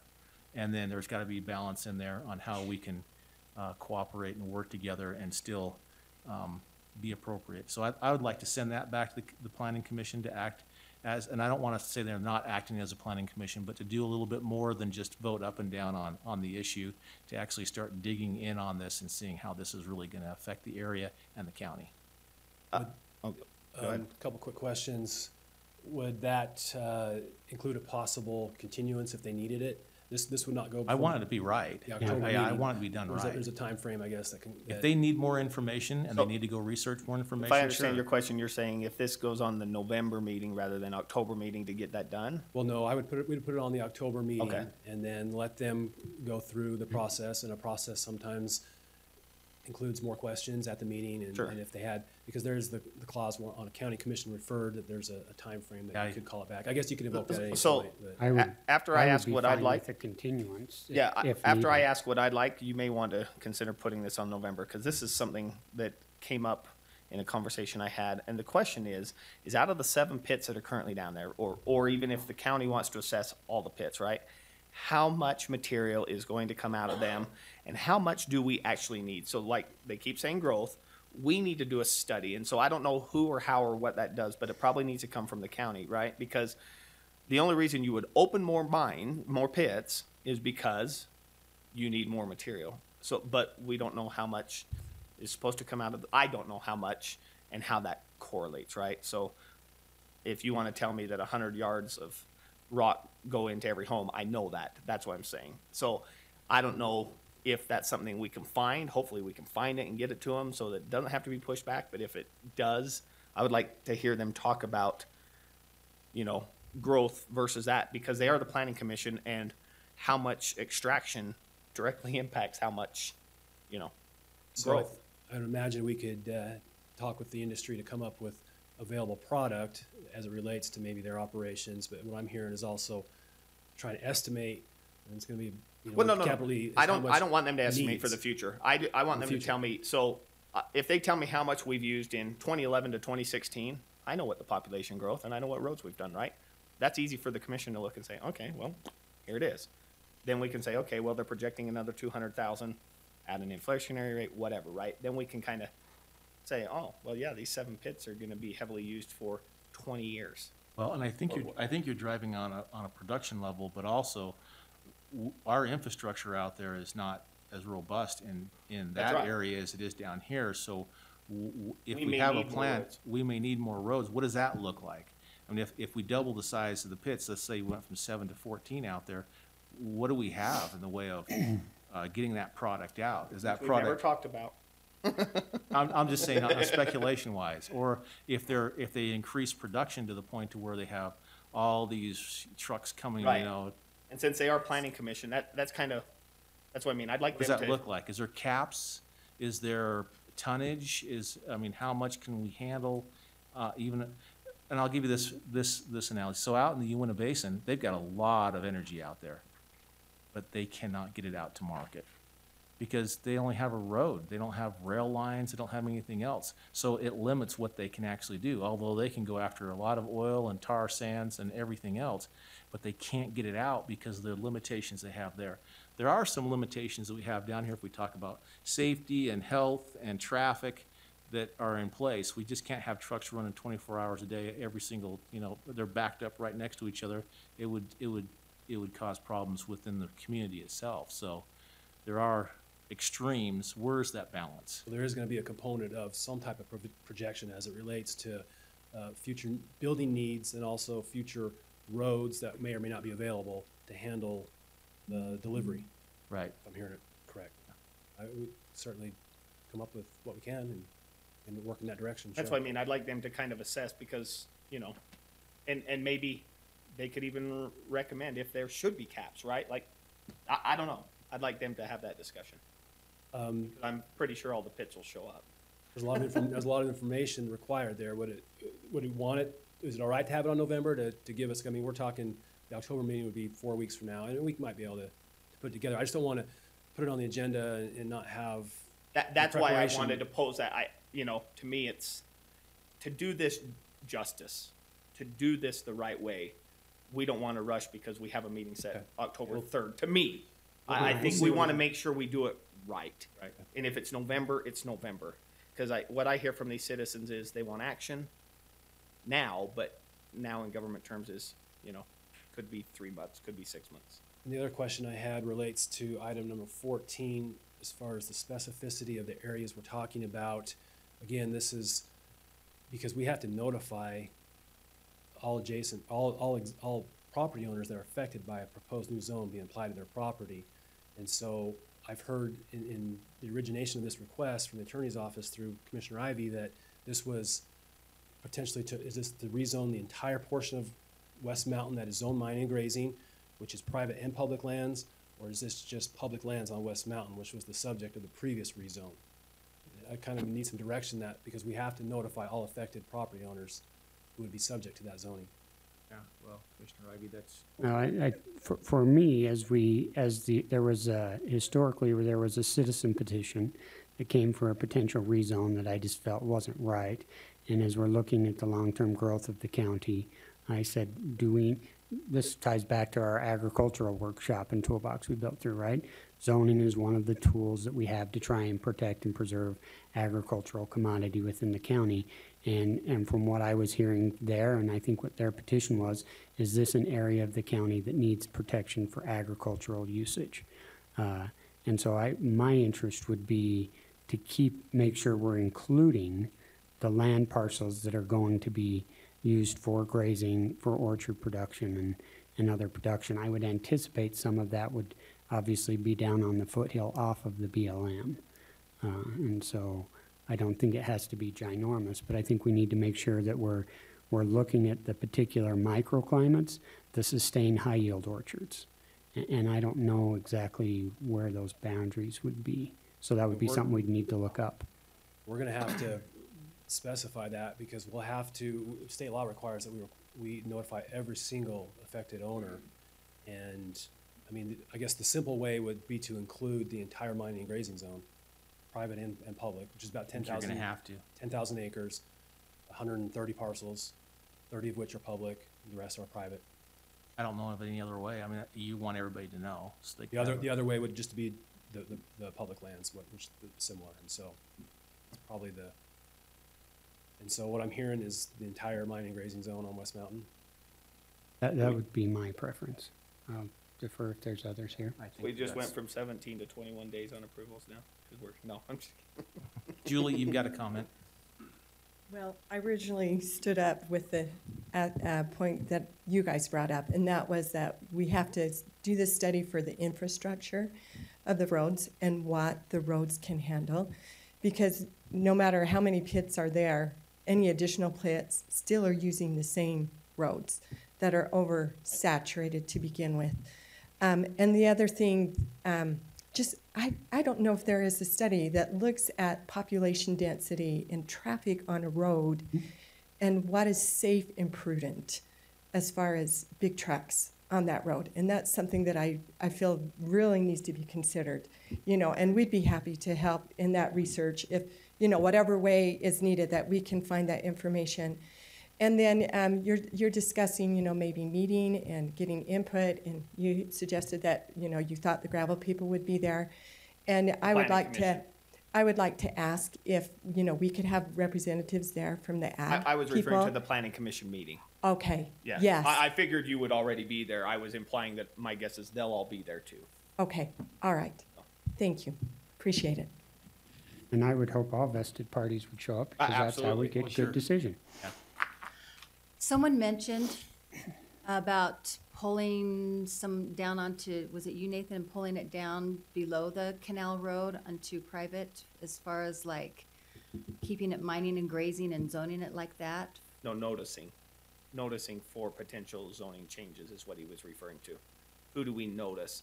We were talking Okay. about an area. Do we notice everybody or do we only notice a certain area? Okay. And that's what he was talking about. Okay, because I do know this would have to happen on a state basis. Shauna Phelps. Sorry. This would have to happen on a state basis where literally you go to someone and say, we will give you 10,000 an acre to keep your property in agriculture for the next 100 years or whatever. And it doesn't matter what commissioner comes in, it doesn't matter whether it's a city, it doesn't matter. For the next 100 years, that's going to remain agriculture. That's another item to look at where agriculture is so important, and there's very few areas. But that would have to come from the whole that would have to be done on a statewide basis. It's- Everybody would have to be willing to say, yes, there are certain areas. And my husband and I mean, we would literally, at our age, we're kind of the odd ducks, where instead of selling our property off and going smaller, we bought more. We sold off some of the lower stuff because it was low, and you don't put orchards down there. So what we've done is we've bought up high, and we're actually expanding. And we would do that just to say, yeah. I mean, because if we sold it, it would be sold as a farm, and it would stay a farm. That's another item to look at. That's a little off of this subject. There's a Leroy McAllister Critical Land Fund that is administered by the state that does deal with that type of an issue. Okay. But it's a little separate from this one. Okay. Okay.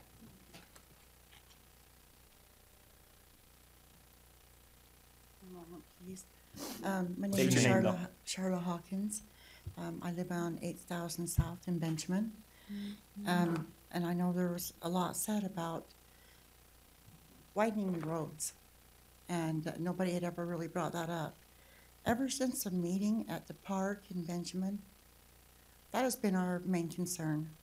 Well, from our standpoint, what we see, they're talking about fixing roads on 7300 and the one that actually goes up towards the mine. Where do you think all that traffic funnels?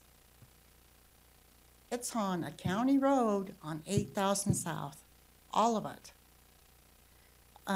The safety issue, in my opinion, our water clarity, the safety issues are the big issue. So for you to say that nobody has really talked about the roads, It's the first time I heard it. That's why I said that statement. I've been here for years saying, please do something about the roads. So I would really like to see that aspect of it. I don't see, even as large as our community is, I don't see us being able to stop progress. Okay? Or do we want to? People need to learn to work together. But the safety issues for our whole community are the big thing. Let's make sure we're protecting our water. Let's make sure our streets are safe. We need to widen roads. I mean, that is our main concern. Please protect our water and our roadways. The rest of it, I don't see stopping progress and growth. It is coming. I mean, everybody has got to be able to work together. It's coming. Let's focus on the safety issues. Agreed. Thank you. All right. Oh, come on up. We already passed it, didn't we? Yeah. I'll be Just super kidding. speedy, sorry. So Cynthia Chamberlain. So my question is just where, if there is current expansion or new mines, are those going to be allowed where this is all kind of in flux? Or is that something that's going to be held off until all There are of this? currently no new applications, and we won't, Well, there's well, it's not There's a the new one. application, it's an expansion. Right, that's what I'm talking about. Yeah. If this is currently in flux, does that be held off because there's stuff in the mix, or what happens? That's a good question. I know, Rob, if you want to come up and share that advisory, I just want to Just make a sure question, that I you. just don't Yeah, know. it's a good question, and I think you need to know all the information. Well, if it's a new pit that's not there, this would have the effect, by sending it back to the planning commission, the pending ordinance doctrine may have the effect of stopping that. The expansion of an existing pit, the answer is no. And here's why, because there is a case in Utah that actually, the property ombudsman recently reviewed that case related to Tooele County in May of this year, and determined that you could expand, the case determined you could expand your existing pit to boundaries of your property that's already disturbed. So for example, on the BLM that is disturbed in the corners of the BLM property, they're already on the property, it's permitted to be on that property. they can expand the whole mile all the way around. And there's nothing the county can do to prohibit that. That's law in Utah. And the ombudsman, the property ombudsman, who you're welcome to contact, and he can advise you as to that, would say the same thing, because he did in May, because Twilla County actually dealt with that very issue, and they told Twilla County they have to be able to expand. There's a case, this case says they have to, and it is what it is. So they can expand onto properties they're currently on, disturbing now. So even if they're not bonded for the whole property, they're only bonded for a portion of it, they can expand to the boundaries of that property. And that's current Utah law. That's why my comments to the residents saying this doesn't change, and that's why I made him say that. That I know is not what you wanted to hear. To me, I'm in favor of widening roads, and honestly, I don't know how much they cost, but I'm committed to buying air quality measurement. I have no problem doing that. To me, those are simple solutions rather than the ordinance. The Attorney General opinion, sorry, the property ombudsman's opinion, as I recall, was either 186 or 168. It's one of those two. So you can look that up on their website. Okay. All right. We will now go to our, we have two closed meetings, number 15 and number 18. So a motion to strike 16 and 17 would be in order. Move to strike regular agenda items number 16 and 17. Second. Motion and a second to strike number 16 and 17. All in favor? Aye. Aye. That passes 3-0. Move that we approve and set a date, time, and location for a closed meeting for a strategy session to discuss the purchase, exchange, or lease of real property, water rights, or water shares for today's date at this location following the completion of the regular agenda. Second. Got a motion and a second to approve and set a date, time, and location as stated, number 15. All in favor, say aye. Aye. Aye. That passes 3-0. Move that we approve and set a date, time, and location for a closed meeting for a strategy session to discuss pending or reasonably imminent litigation for today's date at this location following the completion of the regular agenda. Second. Motion and a second to approve and set a date, time, and location as stated in number 18 on our regular agenda. All in favor, say aye. Aye. Aye. That passes 3-0. We have no work sessions that are listed. Are there any general public comment? Okay, seeing none, we will, thank you for being here. We'll move into our closed meetings.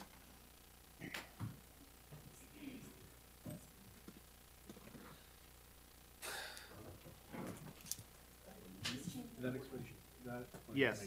Yeah, because I was like, did we continue it or something? And the clock doesn't start until the. That makes sense. Clock doesn't start. We don't have Coke Zeros. Sure, I guess. They're all gone. There was only like 8.